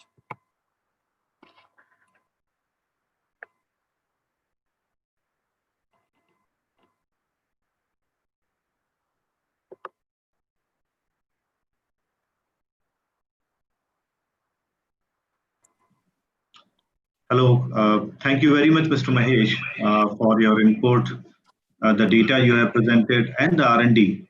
What Honda is trying to do, and this is important because next 10 years are important for the entire ecosystem in this space, from the policy, from OEMs, and from batteries. And that's what it brings to the next speaker, Mr. Piyush Gupta, who is the founder and CEO of Lithium Power. Now, Lithium Power is an IoT-enabled intelligent energy platform which delivers charging and swapping solutions for EVs. This is quite an important player in the whole game. Over to you, Mr. Piyush. How do you integrate yourself and see that it helps the overall EV market in India? Over to you, Mr. Piyush. Thanks everyone. Thanks for this opportunity to present to this on this webinar. Thanks for the FICCI and Rajasthan government for the invitation. My name is Piyush Gupta, and I work for Lithium Power, which is an energy delivery company working on low to medium powered electric vehicles.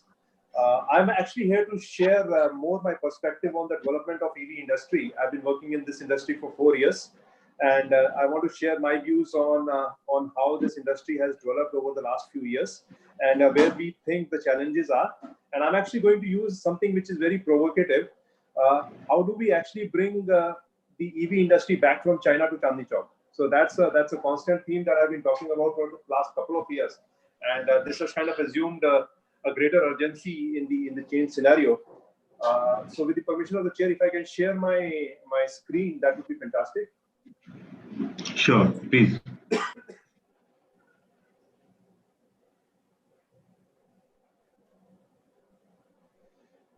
Okay. So just as an introduction, I work for Lithium Power, which is we are creating an electric vehicle ecosystem. And when you create an electric vehicle ecosystem, obviously charging is the biggest element, and we are using charging solutions as a hook. Our focus is largely around two-wheelers and three-wheelers, which is around 99.9% of the Indian EV market. Yeah. So today, what I'm going to talk about is essentially from an Indian EV market perspective, how do we bring our manufacturers back to Chandni Chowk from China, which essentially is my euphemism for Make in India. If you look at the electric vehicle ecosystem, there are 4 key elements of the entire ecosystem. On the top, you would see the fleet managers, drivers. These are asset operators. In a very, very simple, if I give names, you have people like Uber, you have people like Ola, you have people like Delhi Transport Corporation, BEST. These are the owners, fleet managers. They are probably the end consumers for all these solutions. The second player in this entire ecosystem is the EV OEMs and the battery pack assemblers. If you look at the entire ecosystem, we have close to 1,500 small scale OEMs in India, which are making two-wheelers and three-wheelers. Very few of them have scale, but mostly these are small industries. And then we have more than 250 battery pack assemblers. These are a very integral part of the Indian emerging EV ecosystem. Then the third one is essentially around the charging and swapping infrastructure providers. As you can imagine, electric vehicles, the first word is electric, right? So someone needs to provide the electricity, whether it's inside the homes or outside the homes. So there are different business models around the charging and the swapping infrastructure. So this is the third element. And the fourth is essentially around the technology service. Now this technology is very, very, very, very important part, because the technology enables the fleet operators. The technology enables the OEMs. The technology enables the battery pack assemblers. So what is this technology? Very simple things. An IoT layer, yeah, the battery management systems, the motors, the controllers, the design of these things, adapting these designs to the Indian conditions, very specialized technology services which are required to make the Indian ecosystem work. So I'm going to talk about this entire ecosystem and how we can indigenize these things. Yeah, just as a background, I think Mahesh did cover a lot of it. EVs provide an overall 50% reduction in the total cost of ownership. Yeah, largely the problem has been around the charging solutions, but I guess we have the gentleman from Rajasthan Electronics here. They are doing a great work in putting charging infrastructure across multiple cities. We have WESL doing exactly the same, and we have my company Lithium Power and Sun Mobility setting up a battery swap infrastructure. So I believe the charging problem would be largely solved in the country in the next 2 to 3 years. Just a brief snapshot of what an EV market in India is currently. You have three-wheelers, extremely unglamorous e-rickshaws, but you already have 2 or 2.5 million of those. You have two-wheelers, extremely unglamorous, low speed, but you already have 500,000 of those in the market. And then you have small number of electric cars, less than 10,000, but going at a very extent pace. So how does this EV market compare? Just as an introduction as to what we do for Lithium Power, we integrate this entire ecosystem using an omni-charging platform. We don't manufacture batteries, but what we do is we bring the electric vehicle operators together with the OEMs and the battery pack assemblers. We essentially are the middlemen, which basically provide the technology services to them. So we operate something we call as an intelligent energy platform, where if you are someone like an Uber or a Ola or a Zomato, you can come onto our platform and you will be assured of energy for all your electric vehicles in the areas that you work. If you are an OEM, you can come to our platform and we will assure you that your customers, who are the fleet operators, will always be interested in your services. And similarly, we ensure the battery pack assemblers that we would keep your battery packs in our stock, so that the OEMs are not inconvenienced and the fleet operators are not inconvenienced. So after 3 years of working with the government, we are finally very happy to say that the government of India has just passed the guidelines for selling the electric vehicles without the batteries. So it has taken us approximately 2 to 3 years of working with the government, working with different stakeholders, so that this game-changing regulation has just been passed. I think this happened last month. So thanks to the government for being so proactive on that. This is just an example of our asset tracking and IEP platform. Now coming back to the main theme of the day, this is our management team. So main theme is essentially Indian EVs are made by China. I have absolutely no hesitation in saying that. If you look at the two-wheelers and three-wheelers, which is essentially 99.9% of the Indian EV market, the key components are the motors, the controllers, the rear axles, the shock absorbers, the lithium-ion battery. There is a lead acid battery for 95% of the vehicles that's made in India. But apart from that, everything else which has power electronics is sadly made in China. And that's not even 99.9%. That's 100% made in China. Yeah, even the thing which is as simple as a rear axle for e-rickshaws, 99.5% of rear axles sold in India for e-rickshaws are made in China. It is extremely, extremely unfortunate. Shock absorbers, which is a part and parcel, which is a 2,000 rupee part. We have a huge auto ancillary industry in India, but for the e-rickshaw market and increasingly for the two-wheeler market, 90% of the shock absorbers sold are again made in China. So if you look at Indian EVs, they're assembled in India. The sheet metal work is done in India. But even the 100 rupee throttle or 150 rupee throttle, right from there to the lithium-ion battery, to the 2,000 rupee controller, the 3,000 rupee motor, the 3,000 rupee rear axle, the 2,000 rupee shock absorber, almost everything is currently imported. That's the area where we are working with the industry in changing it. Yeah. Now we did some analysis as to what has led to this situation. So one of the most things that we Piyush, if you can sum up in next 2 minutes, please. Yeah. Sorry? If you can sum up in next 2 minutes, please. Yeah. Okay. So why China? People say it's subsidy by the Chinese government. I have actually never come across a motor controller supplier in China who has been subsidized by the Chinese government. So one of the fallacies that we have is that Chinese government is subsidizing or dumping products in India. That's not happening in the electric vehicle industry. Chinese products are cheaper. Definitely, they are cheaper than us. However, in my research and working with the industry, we have seen the biggest constraint is availability, certainty of supplies. So the Indian ecosystem has not been able to provide the supplies in a certain way. The reliability of our supply chain is just not there. That probably is the biggest reason. And then another reason is we have quick gain thinking in our business community, where we are not looking for long-term solutions. We are always looking for short-term solutions, and we have that chalta hai attitude, which is leading to this.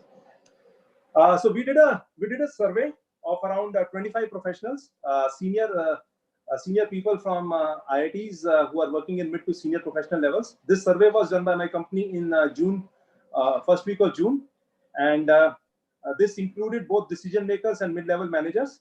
And you will be surprised to see why the attitude of people on buying from India versus China. So that was essentially the theme of this survey.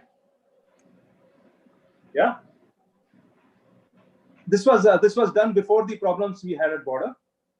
Everyone said they are willing to support made in India product. Everyone. When I say everyone, it's 75% of the people. But when we probe further and ask the questions, have you taken any specific steps in supporting made in India? The answer was no, because there was never a concerted effort on supporting made in India product. And this is not, we did not speak to the government. We spoke only to individuals working in private enterprises. So the key message here is, do people support made in India products? Theoretically, yes. Theoretically, they are willing to pay up to 5 to 10% more for a made in India product. But have they walked the extra mile to take a made in India product versus just going to Guangzhou and buying it? Probably no. So how can we win? Yeah. The first and foremost is support your countrymen. I'll tell it with my own experience. We are the only domestic manufacturer of battery management systems in India. Yeah. We make PCBs in India. I pay 15% extra to make PCBs in India, but we made the effort, developed a local supply chain, and now my PCB cost in India is almost as cheap as the Chinese PCB cost. I could have taken a short-term measure by importing it from Guangzhou. We didn't do that. Think longer term. I would implore everyone to think long term. Working with vendors takes 6 months. Minimum 6 months is required to get your vendors developed. For all the corporates out there, Honda obviously spends a lot of time and money on R&D, but for the Indian corporates, spend at least 3 to 5% on the real R&D. Yeah, and when we are talking with government, ask government to think along longer terms. Discuss structural changes in the governance rather than getting a duty benefit for 5% on 10%. So that's something from our side. I'm happy to take questions based on our experience over the last 4 years of developing a local supply chain as we go along. Thanks. Thanks too much, Piyush. And it is quite important that along with the OEMs, the other ecosystem stakeholders also come up and provide a solution, and also be innovative. And that's what Lithium Ion is trying to do. And congratulations to you for breaking that barrier, which normally the others are facing. Now I will like to bring in Mr. Dipanjan Banerjee, another important OEM in India, Tata Motors. He is the state head of Delhi, looking after government and public affairs. Mr. Dipanjan, over to you. Please keep yourself limited to 10 minutes, please. Sure. Thank you so much, sir, and good morning to everyone. Thanks for FICCI to organize this interaction, and it's my pleasure to represent Tata Motors in this webinar. So, having heard, many of the speakers who were there in the inaugural session and this particular session, I think, the takeaway that I am getting is Rajasthan as a state, of course, is doing wonders in terms of, reviving the industrial ecosystem in the state, and particularly focusing on the mobility aspect of it. I think the upcoming policy that we have the draft of it, with which we have engaged as well in the past some of the interaction. I think the first look of the draft is that it's quite encouraging, and it's very forward-looking, highly progressive. It encompasses almost every bit of the ecosystem that requires attention. I would like to quickly touch upon a few focus areas, wherein I would say that some of the highlights of the policy, or the specialties of this particular policy that is going to come, which is definitely going to feed into the overall change and the transformation that we are seeing within the mobility space, be it within the state of Rajasthan or the entire country. So one big thing that I noticed is that I think this policy is focusing not just on adoption of vehicles in different use cases. It is very importantly focusing on a very, very vital aspect, which is, I think, the battery manufacturing side of it. I think all of us know that the battery constitutes about 40 to 45% of the cost of a vehicle. And I guess Rajasthan is at a very vantage point in terms of, attracting those kind of investments. I heard the speaker, Mr. I think Rakesh Chopra, who said that Rajasthan has a target to bring at least 1 giga scale battery factory in the state. And this is absolutely wonderful. I think this is the right strategy to go ahead. And Government of India is, of course, focusing a lot in terms of encouraging battery manufacturing in India. And we are expecting a policy and an incentive scheme to come around very soon, sooner than later, although it's been like 2.5 years in the preparations. And one very important factor is that there is a whole lot of focus, and which is rightly placed, in terms of greening the actual green mobility revolution. And particularly in the context of Rajasthan, we know the state with plenty abundant amount of solar energy, which is available around the year for the entire state. And there is a right focus, which we are particularly excited and humbled about, is that the state is talking about not just bringing e-mobility per se, but they're trying to bring in a green e-mobility for that matter. So the integration of the renewable energy into the entire energy mix, and particularly the energy mix which is utilized by the transportation sector, is the vital keyword. And I think if I look into the overall, the national, independently set targets which are there, right from the senior most leadership in the government, I think as a country we are committed to the international forum as well, to bring down our carbon footprints massively. So there are stated targets of the country, which I think a state like Rajasthan, with such a progressive policy, will be contributing largely and heavily to achieve. And there is a huge opportunity, because the solar energy, feeding and mixing into the energy mix, which will then go ahead in terms of charging the new vehicles, the electric vehicles, is something which is actually going to green the entire value chain. Because as Mr. Mahesh sir also said, from Honda cars, which is rightly placed, that the electric vehicles is actually, it creates a zero emission at the tailpipe level. But we are a long way to go in terms of greening or making it completely zero carbon or carbon neutral, for that matter, for the entire well to well concept.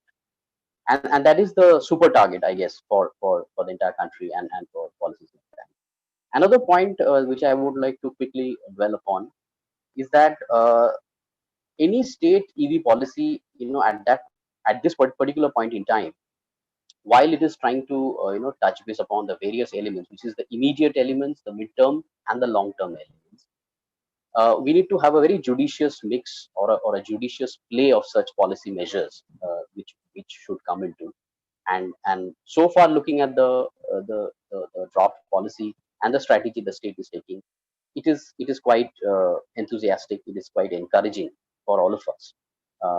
Now, to create, I heard the speaker just before me, Mr. Piyush. Of course, rightfully he has highlighted the need for localization of many of the components. A lot of it we are still as an industry dependent on on overseas locations to get such component. And I guess again Rajasthan has a vantage, kind of a point advantage in terms of creating such component level local manufacturing ecosystem, which I'm sure the government had been working for quite some time and will work even aggressively in terms of the e-mobility spectrum.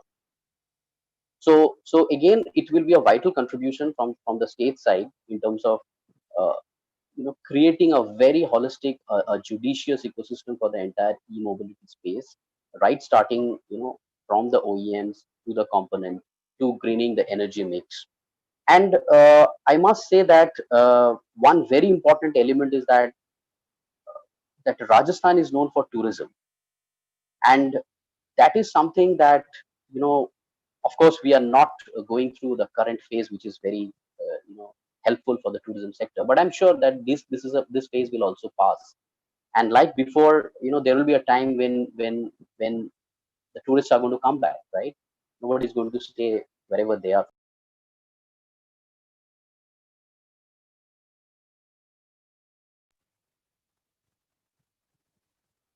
And the tourism sector is something that the state should look into very seriously.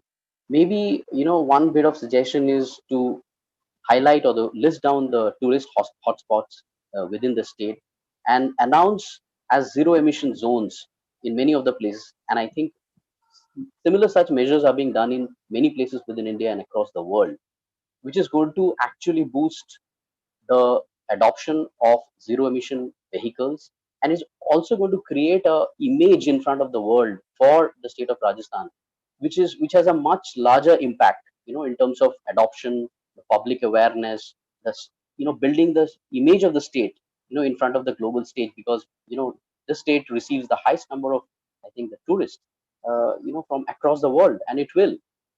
So some of these measures and is definitely going to help and boost the immediate short term objective of actually encouraging quick uptake. A quick uptake will eventually lead to a demand for such vehicles or such components, and that demand is actually going to drive the indigenization, the localization, and of course the policy thrust from the state government, from the central government, which is already happening. And these kind of concerns we are going to address, we can probably and possibly address when such a holistic approach of policy making comes into place and comes to. Of course, Rajasthan has already taken the steps in terms of participating in the public transportation electrification drive with support from the central government. Rajasthan is acquiring about 100 electric buses. In fact, proud to say that Tata Motors is supplying about 100 electric buses to Jaipur under the FAME 2 scheme. And these are very important steps, and this is just the beginning. And I think as an industry as a whole, we will all go together and always open to come and support and engage with the state government to take this agenda forward. I think I'll keep it up to this and over to the chair. Thank you.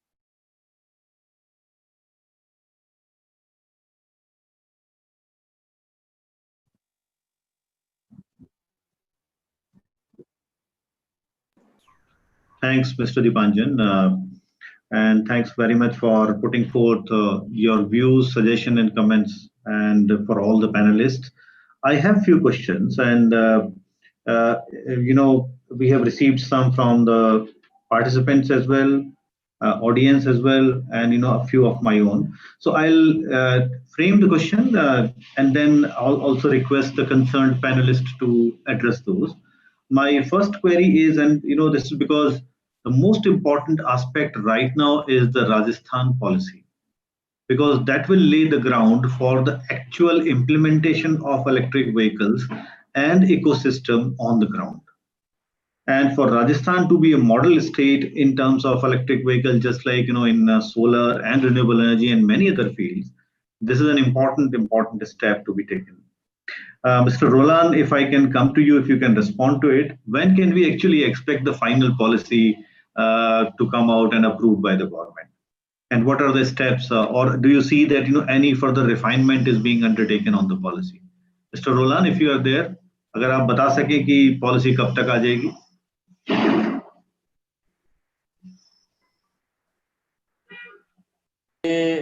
Finance department है उसको examine करेगा और उसके बाद में कुछ अगर और भी कोई अगर फीडबैक आता है तो उसमें ऐड करके और उसके बाद में है वो इसको लॉन्च करने की कार्रवाई होगी। तो थोड़ा टाइम तो इसमें लग सकता है, लेकिन कोई ज्यादा टाइम नहीं लगेगा। अच्छा, बहुत बहुत धन्यवाद। Mr. Chopra, because once the policy is unveiled, and REIL is going to play a very important role. So if you can just tell us as to what kind of role do you see REIL playing in supporting and advancing this policy, and if you can just briefly touch upon the better point, the pros of this policy as compared to other states. So Chopra. Amit ji, इसमें जो government of Rajasthan ने जो policies बनाई है उसको मैंने आप लोगों को मेंशन करा था। जहां तक REIL का सवाल है, अभी तक राजस्थान लगभग 5 सिटीज में more than 190 EV charging infrastructure लगाने का प्लान है। और जो गवर्नमेंट ऑफ राजस्थान की जो पॉलिसी चल रही है उसमें रील भी एक अपना की रोल अदा कर रही है। और जैसा कि अभी रोलन साहब ने बताया, और मैं भी आशा करता हूं कि पॉलिसी जल्दी आने की संभावना है। दूसरा, जैसा मैंने आपको एक इनोवेशंस में बताया था कि integration of solar and this charging infrastructure, कुछ काम हमने ऑलरेडी अभी जो जयपुर मथुरा ट्रायंगल आगरा ट्रायंगल है उसमें हमने काम करा था, और हमने कुछ जो ये जो इंफ्रास्ट्रक्चर चार्जर्स है वो सोलर से ऑपरेट कर रहे हैं। तो मेरे को आशा है कि राजस्थान गवर्नमेंट इसमें सोलर पॉलिसी को भी, इसमें सोलर का जो योगदान है उसको भी शामिल करेगी।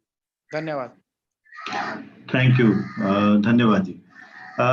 If I can now move to Mr. Mahesh Agrawal, Honda Cars. So, there is always a concern about the range anxiety for potential and existing EV end users. And due to the limited range per charge provided by EVs and lack of charging infrastructure, of course, and we know for which various state governments and REIL and ESL and other agencies are putting forth this infrastructure, but still the limited range anxiety is there. So from R&D perspective and from your company's perspective, how is Honda working towards alleviating this concern? Mr. Mahesh. Right. So if I really repeat the same thing, the current concern is energy density, right? So we cannot have unlimited batteries on our car. So depending on, we have done one more survey, that is that driving pattern usage by our customers. And from that survey, we found that as a normal customer within the city usage, it is approximately 50 to 60 kilometers per day. So I think we don't need to provide the range of the vehicle is say more than 300, 400 kilometers. So I think with that right usage, with that right, if that our daily usage is 50 to 60 kilometer, so I think we can plan for a vehicle, say up to 150 or 200 kilometer. And by designing the vehicle with a combination of amount of battery, that so that we can keep our cost of the vehicle also in affordable range. So that's what that if we are using that vehicle within the city, so I think we don't need a range of 300, 400 kilometer, and we can keep up to say 150, 200 kilometer. And that's what, because creating the complete ecosystem, creating the complete charging stations at multiple locations definitely will take time. So by having, definitely we as a Honda, from the R&D point of view, we're also working on how we can technology revolution in the battery, but it will take time. So it will not happen overnight, right? So it may take 5 to 10 years to bring that kind of a solution. Then by improving the energy density, we can have vehicles with the more driving range. But if from the current solution, we have to live with, if we have to make our car affordable, so I think we should not look for more driving range, and we have to limit ourselves up to say 150 to 200 kilometer range, so that as a daily usage within the city, we can. Thank you very much. And you set the roadmap, also the timeline, and I think with the proper charging infrastructure, we can live with for now. Mr. Piyush, we hear a lot about battery swapping stations being viable for light vehicles such as two-wheeler, three-wheeler. However, we don't see many public battery swapping stations as yet. So what are the challenges that battery swapping operators are facing today? If you can throw some light on this. So I think the biggest challenge we were having was essentially around the regulatory approval, right? So which has just been removed last month or earlier this month. There is still a couple of other clarifications that are required, especially around the eligibility for the FAME subsidy, which we expect in the next couple of months. So I think there was a regulatory uncertainty in terms of how do you actually go about in a very large scale. The second was the maturity of the entire ecosystem was not there. Yeah, if you look at it's a new concept, and you need the entire ecosystem to come together for this. Yeah. So a large part of our work was around getting this ecosystem developed, which has taken us a couple of years, both for Sun and for us. But as you see, coming along the next 12 months, I think you will not see any more action in the next 6 months till we get more regulatory approvals. But after 6 months, you will start seeing this sector ramping up really, really fast. Okay. Thank you on this. Dipanjan, if I can come to you, and a slightly twist, in the whole game, and that is on scrapping of old vehicles, because this is quite important for any OEM, for consumers, and to create a new system, which is the electric vehicle operated system. So what is your opinion as to what the policy you feel like, because you have been working on policy, you have been associated with government kind of work from Tata side. So, how this should be carried out by the government, what kind of policy should be there in place? Yeah, thanks for that question. I think very pertinent, and particularly in current context. I think the scrappage policy, is being awaited by the entire industry for quite some time now. And while we had been getting a few outlines of the policy of how it can come, in what shape and size and form, but I guess it's been quite a while that and I think it's the right time that the government should come out with the scrappage policy per se. However, we have seen that our submission is that we have seen that a lot of dilution has happened from the time when the scrappage policy process started off, about say 2.5 years back, almost 3 years, and the news or the updates that we are hearing now, and that is where the concern of the industry is. Because I think initially we started off within the government, the thought process was that it will be a mandatory policy with some very structured incentives, behind it from the government side. And I think as an industry, we were also gearing up to some extent lend our support in whatever way as possible.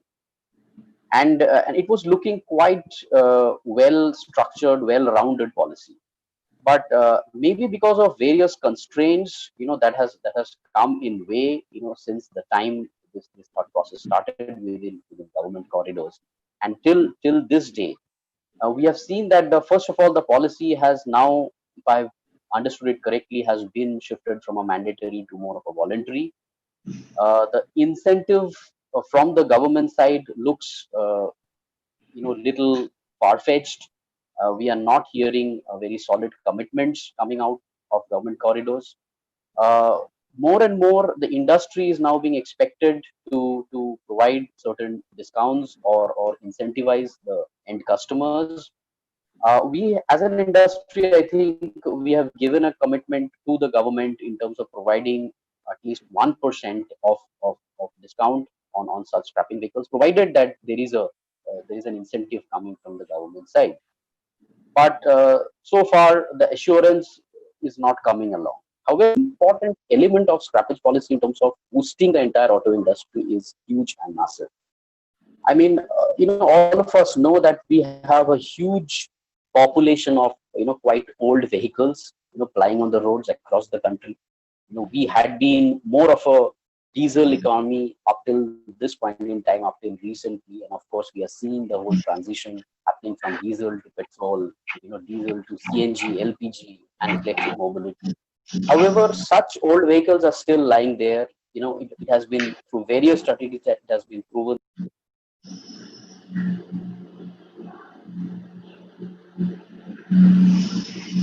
Time that government, kind of takes it up very seriously. And as Tata Motors, in fact, we had taken a lot of steps in terms of, we are planning to open up scrapping centers, at least 4 locations across the country to start with. But because of the lack of clarity which is there today, in terms of how the scrapping ecosystem, because, as you can understand, we have to run on a business model again on the scrapping side, because it is a very organized and structured business, for that matter, in Western economies or advanced economies, which we have studied. And unless the entire business model, the financing, the regulatory framework, everything comes all of it together, it is very difficult to kickstart that ecosystem. So I would sum it up that there is a very strong intent from within the government, and of course the industry is also quite excited to get into for the bigger good for the industry and the market and the society environment per se. But I guess somewhere here and there we are missing out. Some loose strings are there which need to be tightened. Thanks, Dipankar. I would like to invite comments or any views further which will add value to the whole discussion we have had today from any of the panelists, which you feel like is important in today's discussion. I'll request you can raise your hand or you can start. We'll have 2-3 minutes for this before we sum it up. If anybody wants to say anything which they feel like is important in the discussion.